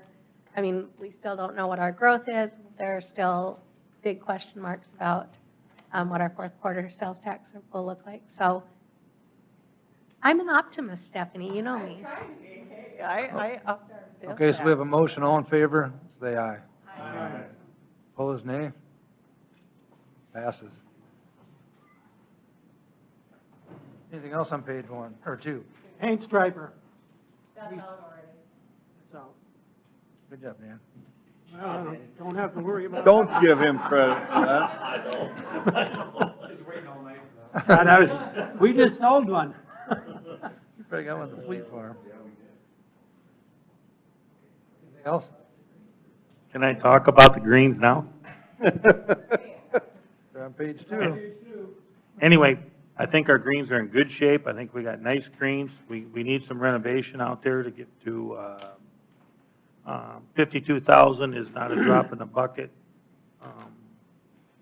Me personally, I think we could come on and do some renovations. There's been people who've done renovations the other course. If we want to get to the next stage in golf courses, but it needs to be bid. And And then to get it done professionally by a golf course architect and done it right, I don't know what we would do. Jason, you can probably tell. For the 52,000, when they put in, you ain't gonna get much done. 52,000 wouldn't even do one greens complex. And that'd be doing it in-house. It would have to be in-house for that kind of money. And that means more labor. About 30,000 a green if we do it in-house. And that's about half material, a little extra labor, mostly sand and dirt, some irrigation, some tile. The tile really wouldn't cost that much. Nathan Powell, Dan, Parks I and Rec. think- Parks and Rec Director, oh, sorry. The discussion that we had internally on that item is that that would not accomplish actually a greens improvement, but it would give budget for the golf board to put priority on whether they're using that for design or they're doing some other improvement out there, knowing that that's funded out of the golf fund. We couldn't go any higher than that, or they wouldn't have the reserves to support it. So that's how the dollar amount was arrived at where it is right now. Mr. Sabers, we could get our design done next year, and then for the 2022 budget, request funds to do the project. But then where's the 52,000 going? For the design. For the what? Design. Design of the. Professional services. A professional. For the greens, or whatever work you're designing. That's what it costs for one green to get it professionally designed? No, it's not No. less. We don't know that. It's just, we can't set a number any higher without impacting the golf fund. How did the other greens out there get designed? Who did those? Kevin. Kevin? I'm assuming I No, wasn't no, wrong. the new 9 was built in 84, and I don't know who the architect is. You Yeah, can I look don't- on I the don't know. wall out there. And the guy came in and rebuilt the new 9, and the old ones are 80 years old. They're push-ups. Kevin added on to them. You know, They're good. So the only thing I would point out right here, if you looked at your fund overview sheet, with the golf course, it's already assuming that you're gonna spend $37,640 out of reserves. So if you cut that greens improvement out, it just means you're not spending the reserves down. And if revenue is a little short, then you won't end up having to spend reserves for balancing that fund next year, not knowing what's gonna happen. Although, it sounds like they're doing well this year, so. Yeah, well, yeah. I don't presume to know anything about revenue right now. But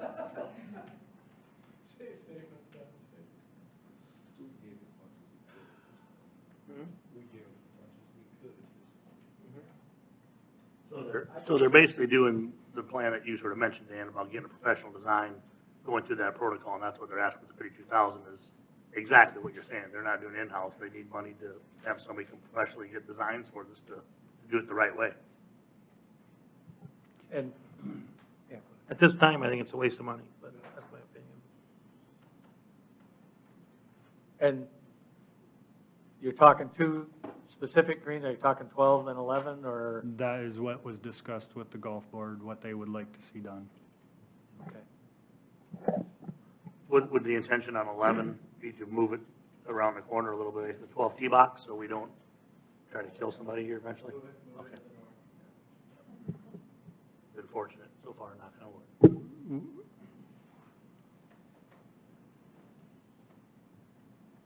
Anything else on page 2? I'd like to talk about the resurfacing of the 5 tennis courts. I have no doubt that that needs to happen, but I would like to have us discuss with the school district about sharing that. And Steve said that happened, how many years ago? That happened in, I believe it was 97, 98, 99. The school district put in $33,000 for tennis court upstate at $11,000 a year. So that being the case, It has been asked for in the past for the schools. You can ask again, they might say absolutely not because we've already done our budget, but I don't know. But the precedent has been set that the city has asked and received money from the schools for tennis court maintenance. Good to know. I would guess I don't have a problem with it. I know the tennis association is trying to raise money for various things, for updates and that type of stuff, but I think we should at least ask the school. The tennis association's here if you want to talk to them. I'll answer any questions. Pat, you want to talk? Well, I don't know. I'll answer any questions anybody has about anything. How bad, do they need it pretty badly, or? You want me to get up there? Yeah, there's people watching online and on TV. Pat Mueller, President of the Mitchell Tennis Association and tennis coach. Those 5 courts, I would say 2 of them, if we don't repair them, we've already pushed it off 2 years. They're in very bad shape. I'm worried about the ice getting in the cracks this year and how much damage it's going to do in the spring. They're getting to be to where they're going to be a danger to play on. We've got one of the best tennis facilities in the state, and I'm very proud of that. The Tennis Association has helped fund improvements, including the 4 new courts. We just built a new shed out there. We want to continue to look for improvements. We're looking now, we'll be coming to you at some point with possibly paying for building lights in the 4 new courts, maybe some gazebos out there for different places. There's one more thing.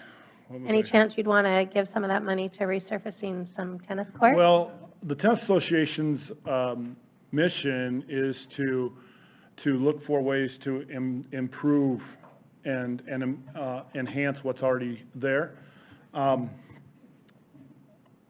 If you could promise us that they're going to get done this spring, I think the Tennis Association could find $5,000 towards that if that would help move the ball in that direction. Just one thing for general information as well, that was actually approved as part of the 2020 budget, but Nate is not doing it because of the revenue shortfalls of Park and Rec programming and things like that. The mayor has asked all departments to, not just look at what you're spending in the expenditures, but make sure that you're only spending what your revenue is supporting, so we're not having to take extra general fund money. So council did approve it as part of the 2020 budget, but he's not doing it this year because he had to cut it in order to balance the budget for 2020. Is that another one that we could do a wait and see where we're at? And in the meantime, ask the school if they would contribute to financing that? If you don't fix it next year, I don't know that there'll be any fixing left to do. It'll be replace instead of fix, because every winter that when those cracks are exposed, that moisture gets in there, it freezes, it makes them bigger. We're to the point now where the concrete is going to start crumbling in the spring when that thawing and refreezing happens. I'm worried about it maybe be too late already, but if we wait more, if we don't do it next spring, we're going to be in trouble with those courts. Pat, we just put those 4 in just a couple, 3 years ago. What was the cost of just the surface, the concrete? Do you remember that at all? What each court was? I mean, you're talking several $100,000. I think the total project was $250,000. I think the Tennis Association paid a third of that. I think the school district paid a third of that, and I think the city paid a third of that. Can they do it in the spring and you still be able to use it for high school? It takes about a week.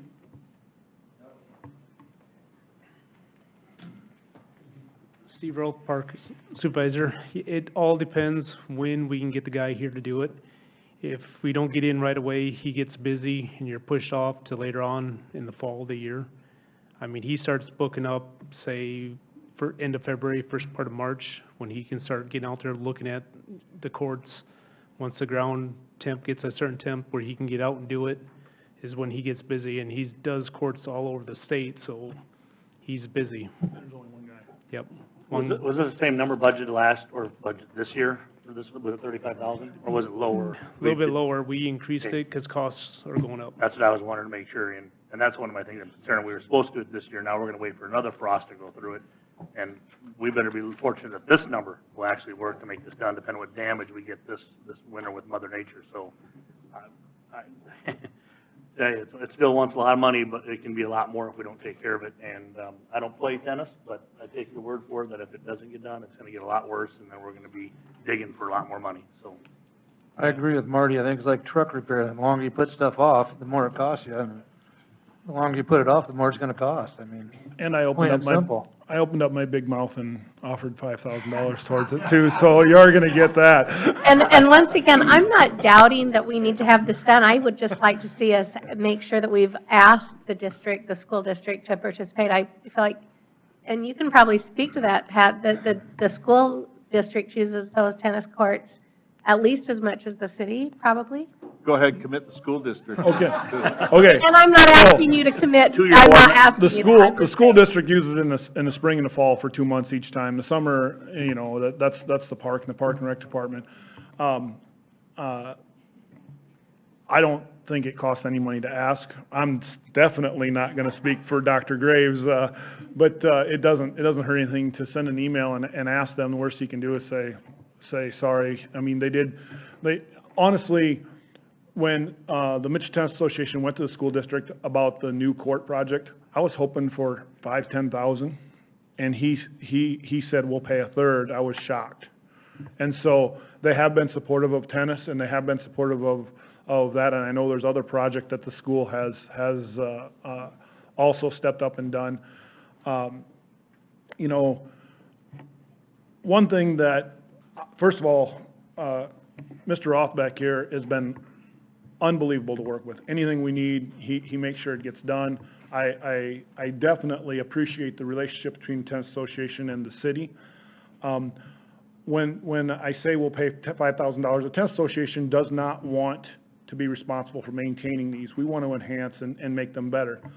Having said that, we understand this is difficult times, and that's why we're willing to help out this time, but we don't want this to be something that you're relying on all the time as far as maintenance goes.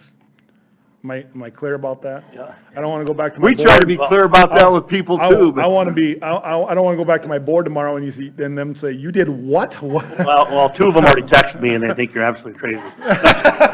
I'm just kidding, they have not, but. Did you say 10,000? No, I did not. 10, I heard But that. we do have other projects that we want to do to enhance that, and we are very, very proud of the tennis courts that we have there. They are some of the best in the state. Teams, players that come from all over the state, they say that all the time, and it is a source of pride for the city of Mitchell. It's a nice park concept that we also can play tennis in, and Yes. that's what they appreciate. Yes, yes, that's right. And the other side benefit with it is how spread out it is for this year.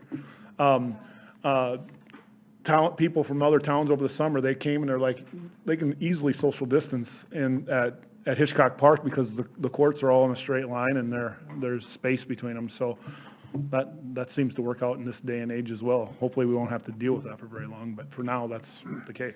I noticed when I'd drive home at night, 10 o'clock at night, the lights are all on, there's people playing 10 o'clock at night out there, so they get used a lot, I know. And Mayor and Council, I do want to add that we do charge them a fee now. They've been paying a fee for their 3rd year, and that is to cover maintenance costs. Yep. One more thing I just want to add, I think we all appreciate what the organization has done out there on adding to the facility and making it as nice as it is. I definitely don't want this to go out for one thing, but I'm really concerned about us even waiting for another winter to go through it. I really am, and I know, Mr. Mayor, obviously we all have to cut numbers, and Nathan, I appreciate you guys doing what you had to back it off, but I'll tell you one thing, if it's something we can pull off in the fall because we can find the money to do it, I think it might save us money, and it might save us a lot more if we have to wait for Mother Nature to do one more damage report on it, because she hasn't been nice, and me dealing with the concrete world out there with housing and things like that too, it only gets worse the more you wait. So for what it's worth, I'm not saying we need to do it this fall, but for some odd reason, if there was the money to do it, I would take advantage of it and not pass it up another winter. We could always do the ask of the school district and look at the revenue numbers again and maybe see if there's even availability this fall. I don't know if we're past that window and report back. Yeah, I can talk with him and see where he's at, but I knew this spring when we had started getting things lined up, we were one of the first ones on his list, but then town after town was canceling on him, so I'm not sure where he's at, and if we get into October, we're not going to be able to get him done. It gets too cold. Yep. And we do have to work around the scheduled tennis matches that we already have. I mean, we can't if we have a dual. Well, I shouldn't say that. We might be able to get by with the 7 courts if we had to. I never thought about, it's not the whole tennis court. So that might be, personally, I mean, obviously I want the best tennis courts we can, but I agree with Mr. Barrington. They're in bad shape, and another winter beyond what we were already planning on is a dangerous game to play. Pat? I was just gonna ask you, what about the upper 3? Are they sitting in pretty good shape? Yeah, we resurfaced those.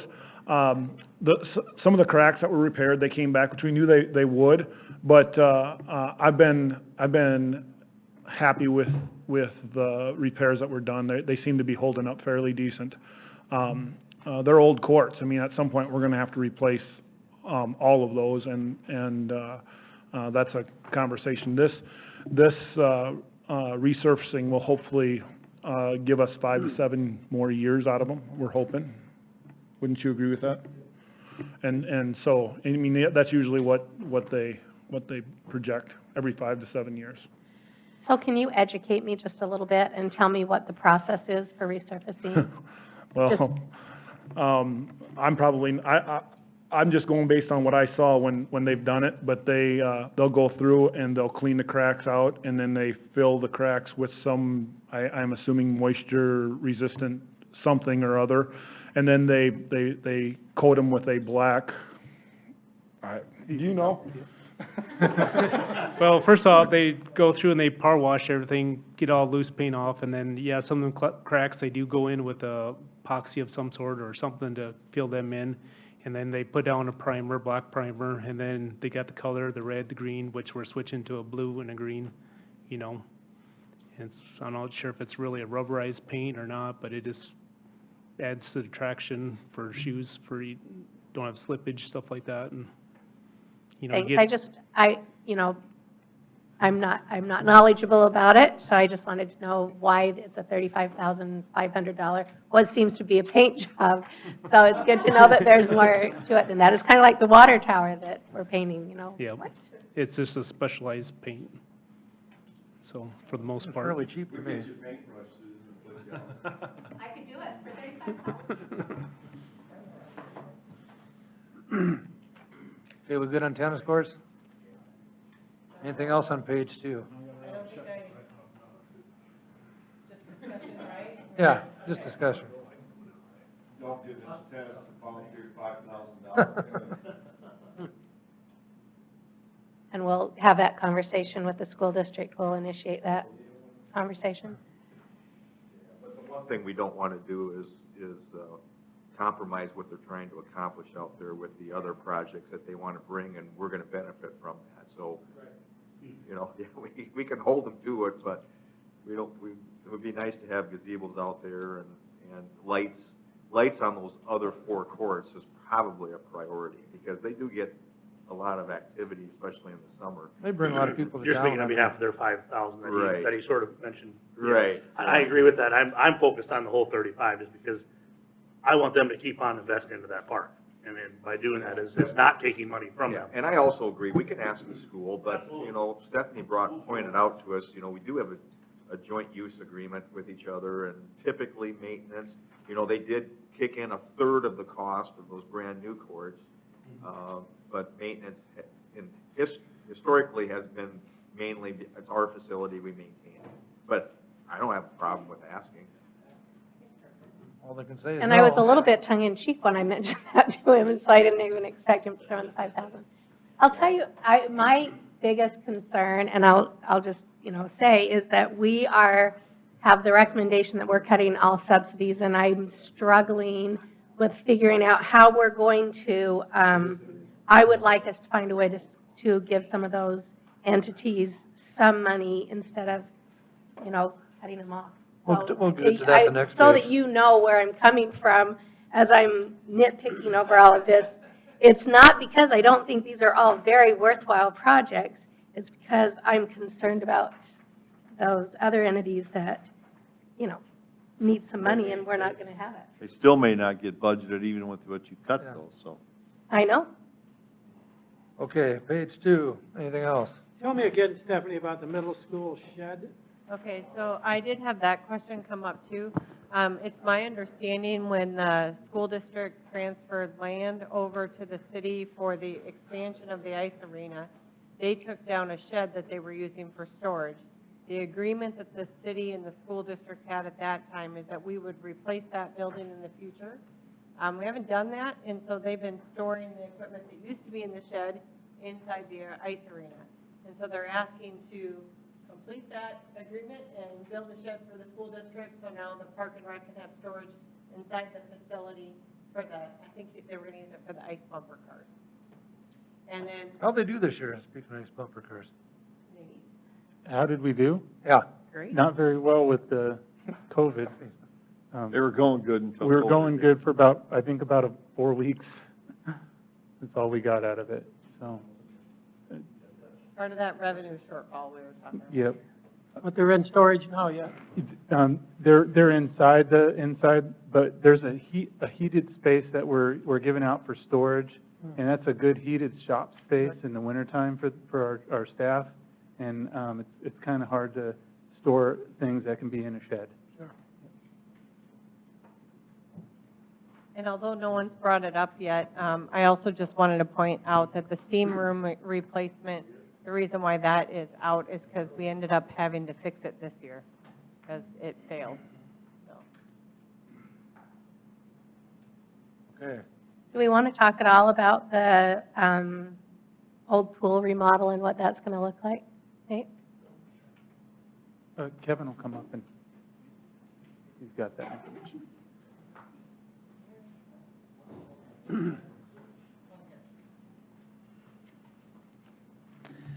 Kevin DeVries, Recreation Supervisor.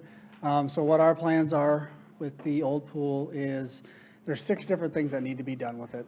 Obviously, we need to fill it in, concrete, and the HVAC are the 2 biggest ticket items there.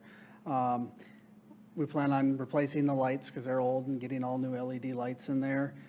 Need a flooring system to go over it. We'll need to paint it. And then the 4 doors that are in the existing locker rooms are all the old wood doors that are kind of warped, and replacing those. Those are kind of the 6 things that we would do. So we would, once those things are done, we would take everything that's in the multi-purpose room that we have now, move all of that in there, along with most of the cardio equipment from the main cardio room, and that would become our main cardio fitness area. And then the existing cardio room that we have would be used mainly for rehab and seniors to have their classes, the silver sneakers and things like that, and they could be kind of off by themselves. And then that room would also be available for 24/7. So then all of our cardio equipment and fitness equipment can be used for 24/7, which right now they can't use the multi-purpose room, so. Kevin, do you have bids for $275,000 to have that all done? We don't have any bids yet. We've got some quotes on some things, but we were in the process of doing that this spring, but then. Part of it was scheduled for this year, and as you recall, when we found out the issues with the ice arena roof, we moved that money from doing that part of the rec center to the ice arena roof, because it was more important to have that repaired. And that all goes back to us wanting not to use contingency for these kind of things because not knowing what was going to happen with revenue in 2022, or 2020 also. I know. And this space would be an increase in our 24/7 area. This would be available for the 24/7 access. So there's a lot more space for it. How many years has the pool been empty and just that space been sitting as is? Since 2018. Since 2 years. 2018. I would almost think that this could be an item that we have a kind of on a watch and wait time frame for $275,000. We could wait another year if need be. We don't have the money. I think you could put it as a question, but it's needed if we want to have our rec center move forward and be viable into the future. I put it as one of the top things that I was looking for when we got the capital. I understood and I don't want to say I was disappointed, but it's like, yeah, we had to fix the roof at the MAC at the activity center, but I was pushing to hopefully have this done in this current year when we did the budget last. It needs to be done for that rec center to be viable. It's one of and the first usable. things you see when you walk down the hallway, there's an empty hole there. And that multi-purpose room that we have now, where we would take that equipment, that would become a space for our youth then. Our preschool would use that for their gym time. Our after-school kids would be able to use it for our after-school program, which we'd be able to increase. Now, we can only take 30 kids in that. And if we were able to increase that space for them, we could probably take between 50 and 75 kids for that as well. That would impact your revenue, would it? Yes. I understand maybe we put the question on it, but I also had the Dan and I talking of everything included in what does it bid out as, and I would like to make sure that we're getting it bid in the most preferable time to get a good cost and not waiting until the end and everybody's busy or can't get a good bid on it. So that would be my concern of pushing it out again. I mean, if it comes back next year, it's going to be $300,000 at least. We'll be, When would the bid go out on that? That's an assumption that. Well, prices You know, aren't I would going guess- down. I understand, but 275,000, have we a bid? No. No. We're just guessing it might be that. Well, I hope it's better than a guess. I hope it's based on some information on cubic yards of concrete and those types of things. we've gotten we've had two concrete companies come and give us estimates, and they were around $100,000.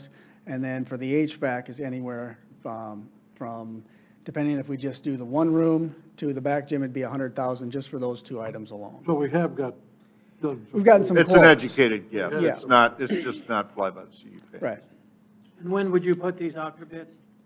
We'll be working with Joe and his Joe crew said on about- that, and so it's kind of whenever they can fit it into their schedule, hopefully the sooner the better. Obviously, the concrete would be great to get done. Frankly, the in best time to winter. bid it would probably be next fall, so it's a winter project because contractors are looking for winter work. Or this fall. Well, you Oh, yeah, you don't have it budgeted next for this fall. year, Well, budgeted, but it was, but it was used.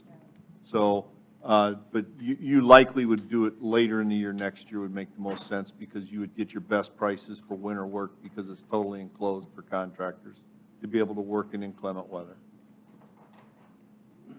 But we could still do pieces, other pieces, couldn't we do the You could. HVAC, earlier? You could. Yeah. For 2021. Right. Correct. And that's only. But that starts January 1. Right, So- if we bid it in December of this year to have it done in January of 2021. Well, if you have design fees, though, you'd That's likely up have to their- those yeah, their coming to you schedule. in December, which is not budgeted for, so. Well, the one thing I will let you know from the part of the business that I am in with obviously lumber and materials, it has already gone up. Lumber is already doubled. The sheet of plywood has doubled in price. It's not, and I know we're talking about concrete. Concrete's going up.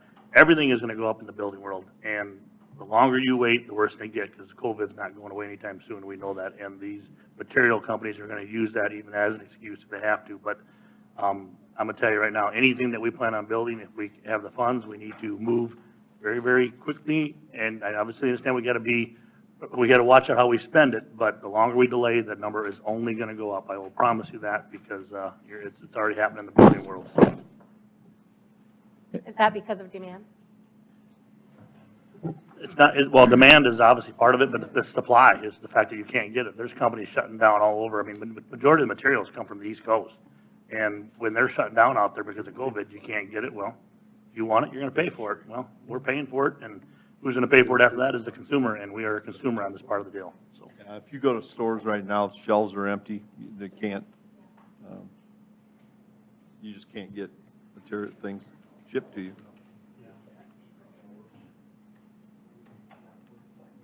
Anything else on page 2? Thank you. Let's go to page 3 then. Stephanie, the very top line, the manhole rehab, at least on the page I have 50,000 on one and 500,000 on the other. Inflation. 50? It should have been 50, I think. 50 and 500 right there? Is that It should have been 50,000. 50 and 50? Yep. We're not doing massive amounts of Nope. manhole rehab? They're not multiplying.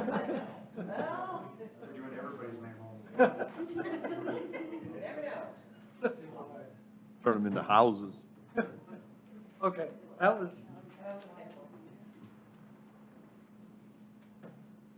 Anything on that page? Oh, yep, I got one thing. And because I was asked about the LiveSay utility improvement and daily drive lift station, doesn't include the pond project with that, because I was asked by somebody that lives out there that received the presentation on that. And Stephanie had in the picture the part that's included this year, and it's not the same as the picture of the potential future city costs that was distributed at least to those people that live out there. Okay, so was the pond, I thought you were talking about the Pheasant Street. Nope, I'm talking about Okay. this one out at the lake, and it's the, how is it called? The stormwater settling basin pond that would be the outlet of the storm sewer that connects to the LiveSay project. Connects to LiveSay and further east and, or further west and north, but. Correct. Yes, it is included. It is included. That does include it, yes. Okay, I so, said the Pheasant Street one, I apologize about that. Oh, okay. I don't know if I have this map, I'm looking. That's correct. I emailed it to you, Stephanie, it was Okay. in that one that I sent. That is included. I have Yes. people that have contacted me that they're concerned about that, and I'll get the word right, stormwater settling basin, and how that potentially impacts Sandy Beach and other areas around there, and kind of wanted to know what it is and that type of stuff. And I know, and Joe, they said you explained it and other stuff, but there's still questions about how that grassy area would look, and is it fenced, and is it safe, and in a 2-inch rain event, does it fill up with 10 feet of water, or does it fill up with 6 inches of water, and then how long does it take the water to go out, and that type of stuff. Yeah, so actually, we would do a study to understand the detention time, but the idea would be detention, and that wouldn't be retaining water the entire time. Right now, we get a big rain event, and all of that storm water goes directly to the lake. So this would be allowing settling time. The idea would not be to have steep slide slopes and have it be fenced. We would want it shallow side slopes so that it is a gradual cut into the side up there. But there's a significant elevation difference, so we think we can get that in that area and do some good settling time before it discharges to the lake. So Kyle, where is that in part of the project budget? It's in the stormwater portion. Yeah. The LiveSay facility. Is it just same with LiveSay? I think it says LiveSay on it. This is the map you gave me. It should, yeah, yep. Sorry.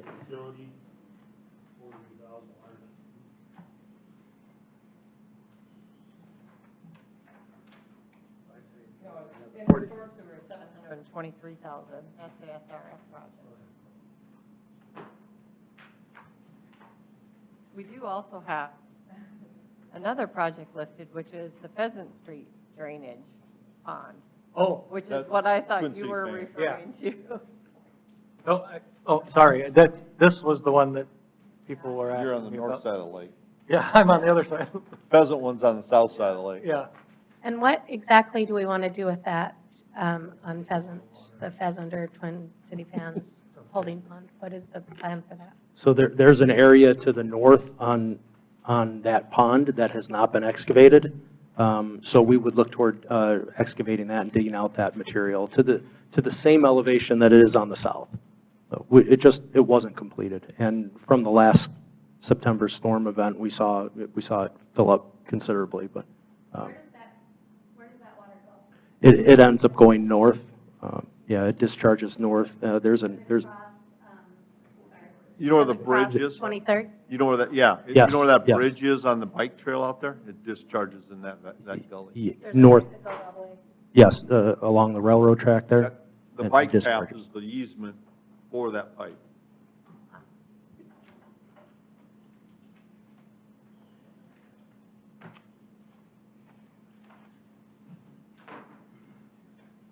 We good on that page?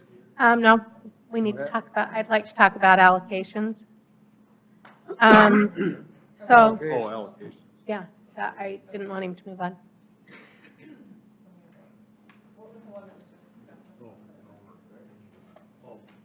Pheasant, that was the Pheasant Street pond.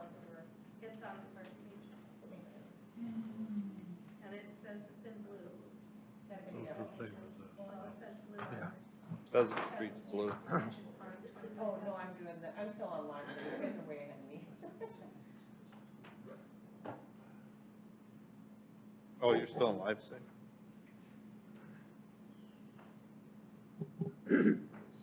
Okay, so that's where, okay. Oh, it's the last one on page, live sync is the last one on page 2. Okay?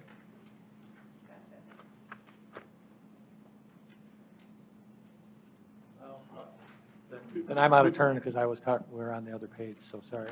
There's a page 2 question. You're all right. You're good. This side's having struggling with pages over here. Steve, you're done, Steve, you're done for the day. No. You went out of turn. Sorry. Before Susan gets started on the allocations, I don't know if it's Stephanie or Kevin or the mayor that would just like to give maybe just a little insight to everybody out there why we're proposed that zero. I mean, I think I understand why from some of the discussion I've had, but just to make sure everybody's up to date of why we're proposing where we're at. I don't know if that's. The reason we met with the subsidy group, and in our discussions, it was decided that because we don't know where our funding will be at the end of this year or even next year, to cut out allocations or the subsidies to everybody with the exception of CVB, Heartland, and MADC.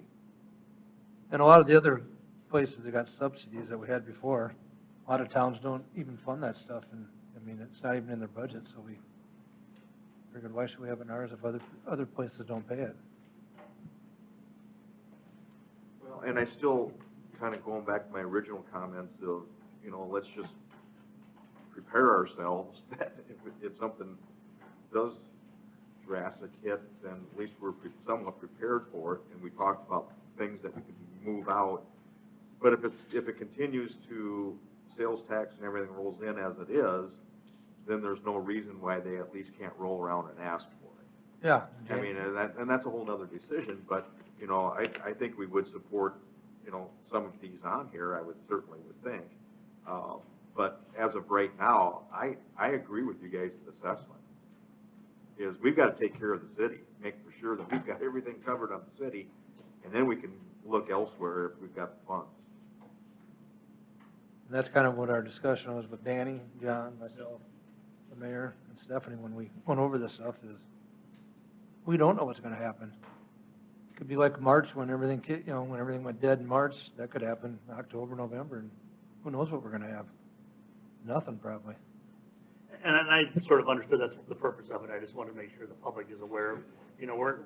We're not out to, we just don't want to do it. It's just the fact that we got to watch our situation that we have, and hopefully we can get it all back in play. But I just want to make sure the public was aware of it. I understood it, but I just want to make sure everybody else was too. One of the things that I normally point out at the beginning that I just realized that I totally overlooked, when you've talked about the contingency, just to pull this up for everyone else to see, we're actually lower by almost $200,000 than we normally are, just to balance with what we have in the budget now. So the current requested budget that you've been reviewing includes contingency of $698. 2020 we had $882, and that is what you have used. We always use that for any revenue shortfall that comes in. We use it for when a steam, I can't remember the full name of the part, but the steam room machine at the rec center failed. That's how we replaced it. That's how potentially we might be doing scuba, the self-contained breathing apparatus out of that in 2020. So I just want to point that out, that we have already lowered that. That sometimes somewhere where I go to, when you guys add things back in, then we lower contingency.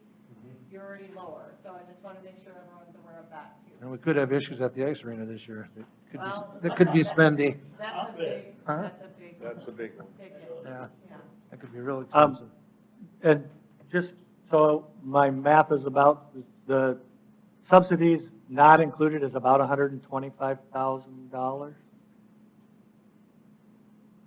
What's not, what we took out, can you just sum over all the ones in your request, and it should tell you a total at the bottom? It says right there. Pretty close. One, How much was it? Pretty close to 125, rough, somewhere in that range. I give or just- take. Then with the other 50 we've got, we're at 175 plus the 682, correct? I think that was already out of the budget already, What is? the No, it- subsidies. The subsidies aren't in. The subsidies are already out.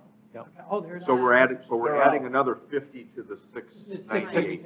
682. I have tracked $50,000 of reductions that would go up, bring your contingency up 50,000. Anything that you do here to put back in is gonna decrease that or Correct. cut elsewhere, or that's where you're gonna have to balance. Do you think that 700 and some thousand is enough in contingency? Boy, that's a very good. $1 million question. And she's going to look at us and say, yes, I'm asking you, is that enough? She's going to ask us. Exactly. Yeah, she's gonna say, this is your budget, figure it out. And I think, just like this year, we've been very hesitant to do anything on a contingency. That's like why when Park and Rec had their issues, they had to cut other projects out, because we didn't know what revenue was going to be. So the mayor's been saying, we're not going over what you have in budget. We wanted to reserve that contingency for any revenue shortfalls.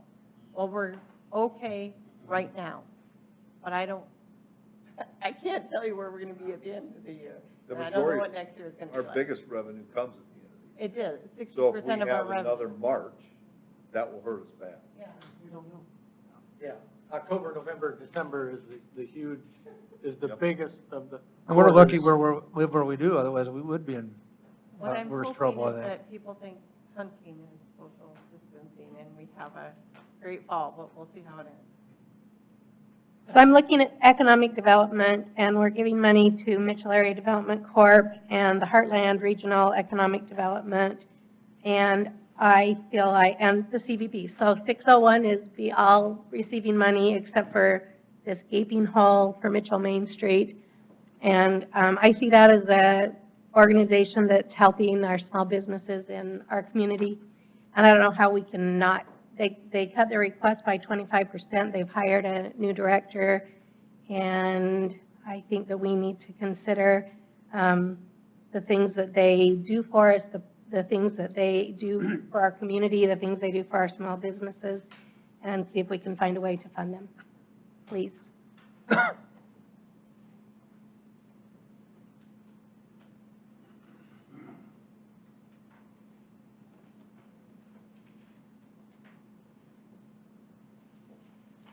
Can I make one comment too on CVB? I just want to make sure everyone's aware that they see the reduction. I know I said it earlier. The reason for the reduction is the reserve balance is still high, which was commented on 2 years ago by council, and just not knowing what the entertainment tax revenue was going to be for 2020. And then we would not, or 2021, or 2020, I guess, for that matter. And then we would not be asking for help with that welcome in the median anymore.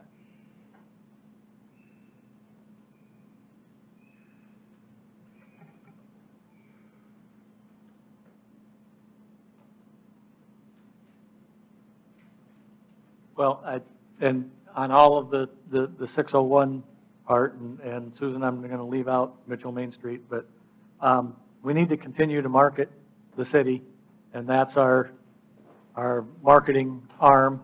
And the choice that we've made, that they're going to do the marketing and to me, in this time with COVID and other stuff, it's probably even more important that we market ourselves and show what we either can do or can attract or can put Mitchell's name in the headlines for positive reasons, those types of things. And to do that going forward in 2021 is probably going to be as difficult as it has been in 2020 of just trying to guess what to do, because every day is going to be a new situation that we probably haven't faced. So Susan, I understand the Mitchell Main Street part, and I think Main Street needs to be promoted, but we'd have to come up with the money from someplace else. So, I know that it's a membership-based organization, but in order for them to raise $26,200, there's not enough businesses in town for them to raise that purely on membership. There's just, I don't think they're going to make it if we can't give them some funding. And I myself agree with what Steve just said, because, when in our meetings, it was tough decisions to make what we had to do. And who knows what's going to, that's the unknown is the tough part, and that's why we came up with these decisions, and it's. I agree with Susan. These organizations are not going to make it. The second place people come to Mitchell to visit is the Indian Village, from what I hear from all the tourists coming through. And, we're number ones here, right here. We went through this. I don't think we cut anything. We went through all that stuff. What did we take out? 50,000 maybe? And then we're taking everything out of every organization that needs their money. And we cut nothing. And I know they're bare bones. We did the cutting before we even got here. There was a lot. The I cutting understand. the cutting was done. I understand. I understand. On what was requested, Talking so. on this sheet. But that's our goal, is to bring you a bare bones, what we can do, and we've done that. So But as a council, I wouldn't expect you, anything off of here, and we cut 100% of. Dan, but I wouldn't expect you to need to take anything off of here with what we've cut out. We have cut a lot. We started at a $29 million deficit. Then why are we having a meeting? It's to go through and see what we got, see what we cut, and we're cutting 100% out of these organizations, not reduce them. They're not going to survive. I'm just going to piggyback on that. Heartland Regional Economic Development, it's your baby, I get that. But how do we justify giving money to other communities and so that they, thrive and they come and bring their business to us? I get that, but we have our very own businesses on Main Street and their organization needs the support. I'm just using that as an example. I'd say that I want to make sure that you know that. I'm not saying cut that, I'm just saying don't cut Mitchell Main Street. Our other communities bring a lot of money into Mitchell. We don't want them buying somewhere else. We want them coming to Mitchell, our other communities. I understand. I know how it works. My point is.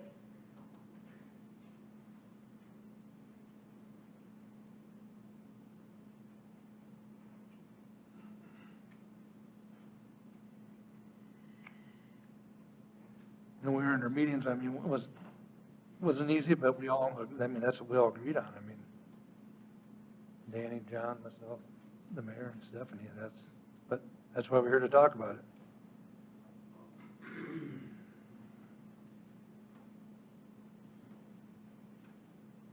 Well, you know where I stand, so I'd like to see us, I'm like, no fireworks?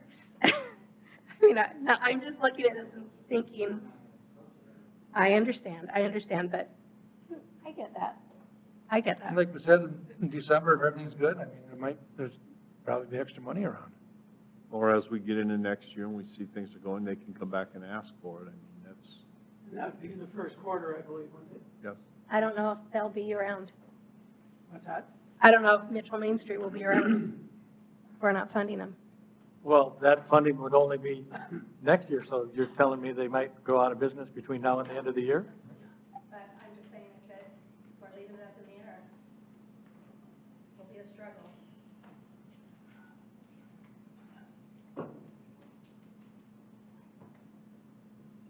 I'm here to fight for him.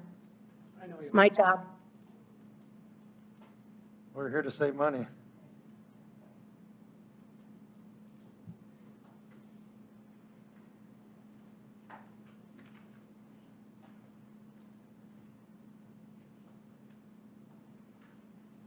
Because we won't take action on it tonight, I'm sure. No, this is for you to give me direction as to what you want to see in the proposed budget. Your first hearing will be September. September, it's a Tuesday after Labor Day. 7th and 8th. I had the date wrong, sorry. Yeah, that's because Monday's a holiday. Is that our first, that's first reading? Yes. They all got to be done in September, is that right? State law, you have to have your first reading, the first meeting in September, and you have to act the second meeting in September. And we held it as long as we could to see where we were going, so. I personally don't like the rushed feeling of this year, but, When will we know what our increase is in property tax, the valuation? usually by the end of September, but it actually has been after even our second meeting in September the last few years before I've received it. I But, think you said that was about between 40 and 50. well, it depends. I said, Average. it just depends on what the growth in the city has Sure. been. We did have some hits come off the tax roll, and I don't know if those will hit this year's assessment or if that's going to be in 2022. But, yeah, probably 2022. They weren't paid off until the end of the year. Yeah, so they won't be on the full and through yet. So, I can't tell you, because that Sure. comes from the county, we're totally dependent. The only thing I can say is that we can adjust it and still collect it. So, we'll know by the end of September, at the latest, the first week of October, what the growth is. And we're going to capture that growth either way, it's just not going to be plugged in anywhere, other than the revenue. Do they let us adjust the contingency? Not unless we have it before the second hearing, right? Yeah. So hopefully the county gets this soon. I would guess they're a mess too. Kind of a separate question, and you had sent us a note about the CARES Act request and information. Any other update on? That's fun too. So So I, our request to the state for CARES Act money originally was for public safety salaries, and then they came back with yeah, we were, part of that, but yep, I can pull that up for you, the original request that Michelle submitted. Originally, they told us that police, fire, EMS, 911 wages would be covered. We made our first submission of, it's probably close to 1.4, probably close to 1.4. I can pull it up exactly. Was it? Because you didn't have 911 in there the first time. And they basically kicked it back and told us, no, we'll give you $786,000 and some odd change because we had EMS included and there's going to be new guidance coming out for EMS. So I told Michelle, I was like, okay, go back, cut the fire EMS in half. They were just submitting for fire, submit 911, let's see what we can do. So she redid that for March 1st through June 30th, and we got that full submission, we just got notified. But what are we at? 1.3? sure, but we're better. Yeah. so we got some positive response so Yeah. far. Okay. Yes. What's the, But but what the we're max of hearing- what, 3.5 million is what we could get? 3.5, but what we're hearing, other cities are turning in requests for reimbursement, and everything's getting picked out. A lot of people have got their wages picked out. I'm surprised on the second submission, we got it approved. We asked about a filtration system for our public space areas, like in the Corn Palace, that would help with COVID. We were told, no, that won't qualify. There's been cities asking to get covered for automatic door openers, so people aren't touching doors. That got turned down. So what we're hearing statewide is that it seems as though every week there's new restrictions put on our ability to get access to these funds. So what we've been saying is we're just going to go after whatever we can as quickly as we can before the rules change and we lose access to that revenue. So, but it's, we're going to do another 2 months worth. I've been tabulating all of our supply expenses so far, which is like a total of $25,000. It took me 3.5 hours, but still going to submit for that and try to get everything we can. They set aside money for us, but it's kind of a moving target to get it. Yeah, they changed the rules a lot. Is this the state making the rules? Yes. It's the state, because the federal said from the beginning, fire, EMS, 911, and police wage reimbursement would qualify. Then the state wasn't going to include fire, and they weren't going to include EMS, and then people were lobbying against that, and they weren't even going to let us use it for wages, because wages were budgeted, but it was accepted by the federal government, so now they're letting us submit wages. So if we weren't getting the ability to submit for wages, I don't know if we could get $100,000 reimbursed. Stephanie, that money has to be used by the end of the year? We have to have everything requested by the end of December, and it's not, I just want people to know that it's not just like we got $3.5 million and they gave us the cash. I mean, there's a lot of hoops, and the rules are changing on an ongoing basis of what we can and can't qualify. And that is a misconception out there. People There is, think yeah. there was $3.5 million given to us and we have it, we can use it for whatever we want. The bottom line is we do not have it, we have to apply for it, and we're having trouble getting it. And is there, like, if we talk to our state legislators? There's been some discussion, at least on a statewide, I know, with other city managers, other city councils, and there's some legislators calling for a special session because they want to have some say into how the CARES Act money is being spent. But the concern is that, you know, right now we have approval to do what we can, and the concern is if they do have a special session, we'll go the other way, where we lose access to even more of it. So I don't know. Yeah. What we really thought that an air purification system for the Yeah. Corn Palace, which gets used for high school and college games and attracts a lot of people, would And be it's an our broad ideal, distribution. So yes, would be an ideal use of the money, but right now we're being told no. Yep. So luckily, Michelle writes really good reports. So ours got approved, and other cities I've heard from, you know, have not. But we don't actually have the money yet. It's been authorized. Yeah, so. Checks in the mail. Have you got any checks? No. Then we don't have the money. We did get some CARES Act funds in EMS. That was, right, yeah, $24,000 right at the beginning of the year. And then obviously Jessica's got quite a few through DOT and, Community Services Fund, but I just need the general public to know that this isn't just, they wrote us a check for $3.5 million. You see a lot of comments, well, why isn't the city using the CARES Act for this and that? We can't. There's a very limited purpose for what you can apply for that money to come back to you, and cities are finding that's even harder. When we knew what the rules were going in, so. We're gonna try and get all the. So we need to revenue talk we to, can before the rules need to change. talk to our legislators and have them do something, or what? Will that help? It might help. It might, I think so. I think they need to They're hear. listening, I hope they're Yeah. listening.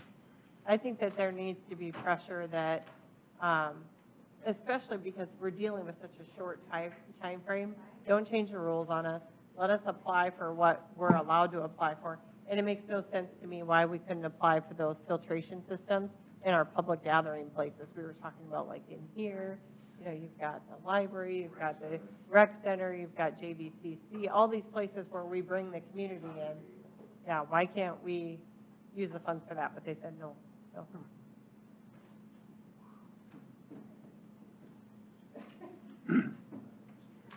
What else have we got? Do we have anything else to go over, or are we That is done? up to you. It's your work session and your discussion. I guess what I'm hearing for direction so far is really one change with some notes made. We did have reserved the 31st for another work session if you wanted to come back again, but this is all at your guys' discretion. This is And your budget, your policy. on the subsidies, can you, all of them that are zero, at least have a note of discussion to review again? Oh, yep. I mean, I'm not,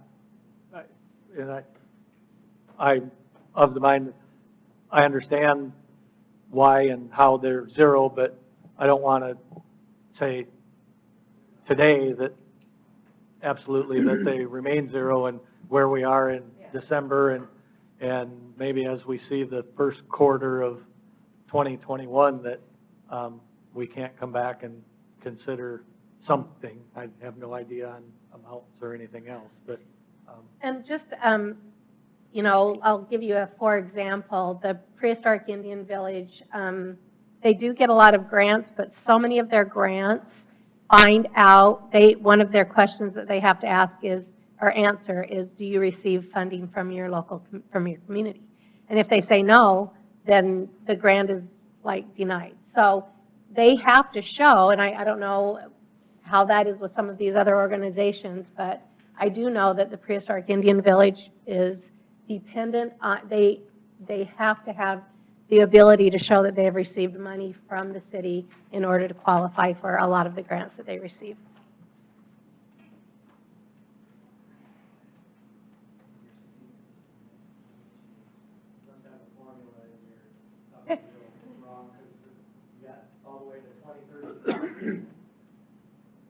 Oh, yeah, it's copying, sorry. Yeah, it keeps adding. Sorry, I'll fix it. Nobody's getting any money till 2034. Sorry. The further you're down on the list, the worse you are. Yeah. Yeah, I'll do it right. So is there anything else anybody wants to bring up or talk about while we're here, or? I have two other items, and I'm just throwing them out discussion-wise, and I've talked about them before. One, now that we have Sanborn available to make a right-hand turn onto 3rd Avenue at the library, I'd like to propose that we look at, from a capital improvement standpoint, of an electronic sign in that area on Sanborn, similar to what the middle school has, that we could post programming and other information about the library and make it known that that is the public library. For all of these years, the main entrance of the library is on, is it Raleigh, on the other side. And now that you can turn into the library, and we're looking at improving the Wi-Fi access and other things for that parking lot.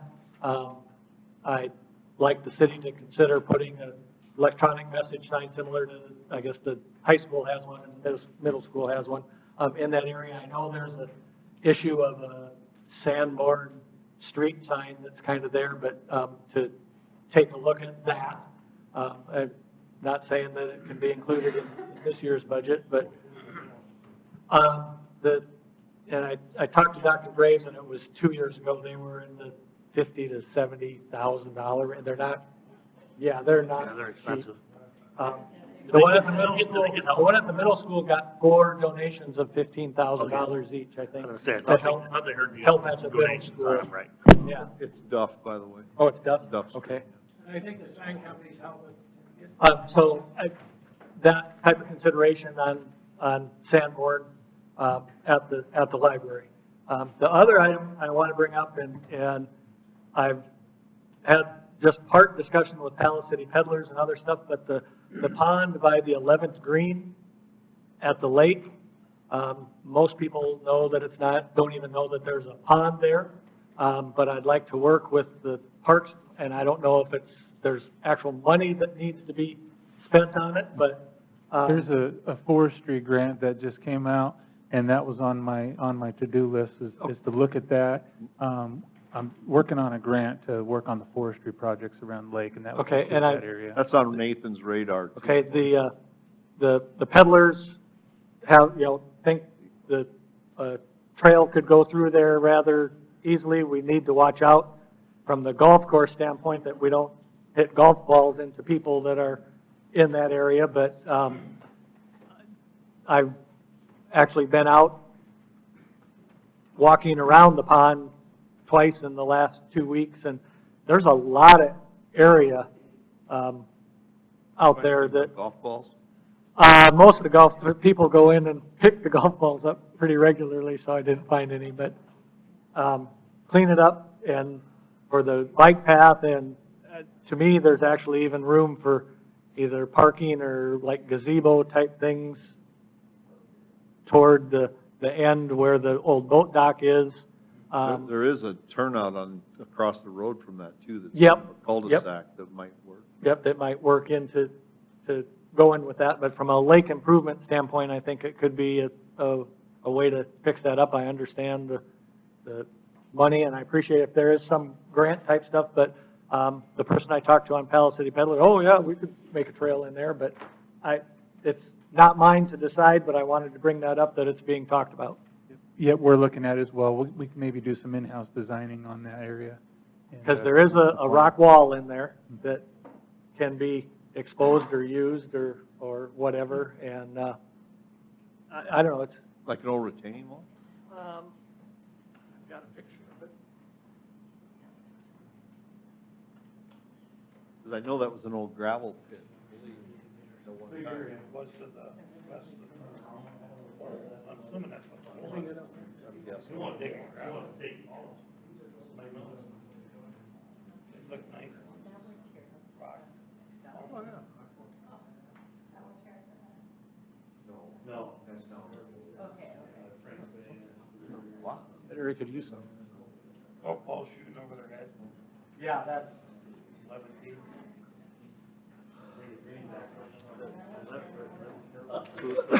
Well, does anybody, I don't think we need to have another meeting on the 31st, do you guys? I don't think we need to have another, to go over this, do you? Or it's your guys' call? I'm good with what we did tonight if everybody else is. No, this will be after discussion, hearing our first reading. Yeah, the first reading, so there's no sense in, Part 3 up the hill. there's no sense having a meeting on the 31st. You will see, just to, because it's been a long night, just to remind everybody, you'll see one change because I'll have to update the capital numbers to include the grant-funded portion of East Central Drainage Phase 2. So the numbers, and the what? The typo for the Yep. Yep, I'll fix that too. So you'll see those corrections made too, but that would be a significant bump. It's going to be a $3 million difference, but it's grant funded, so it's not going to impact the bottom dollar. I just want to make sure everyone's aware. If nobody else has anything to say, we can adjourn. If anybody else have any comments to bring up? And we'll adjourn, meeting over.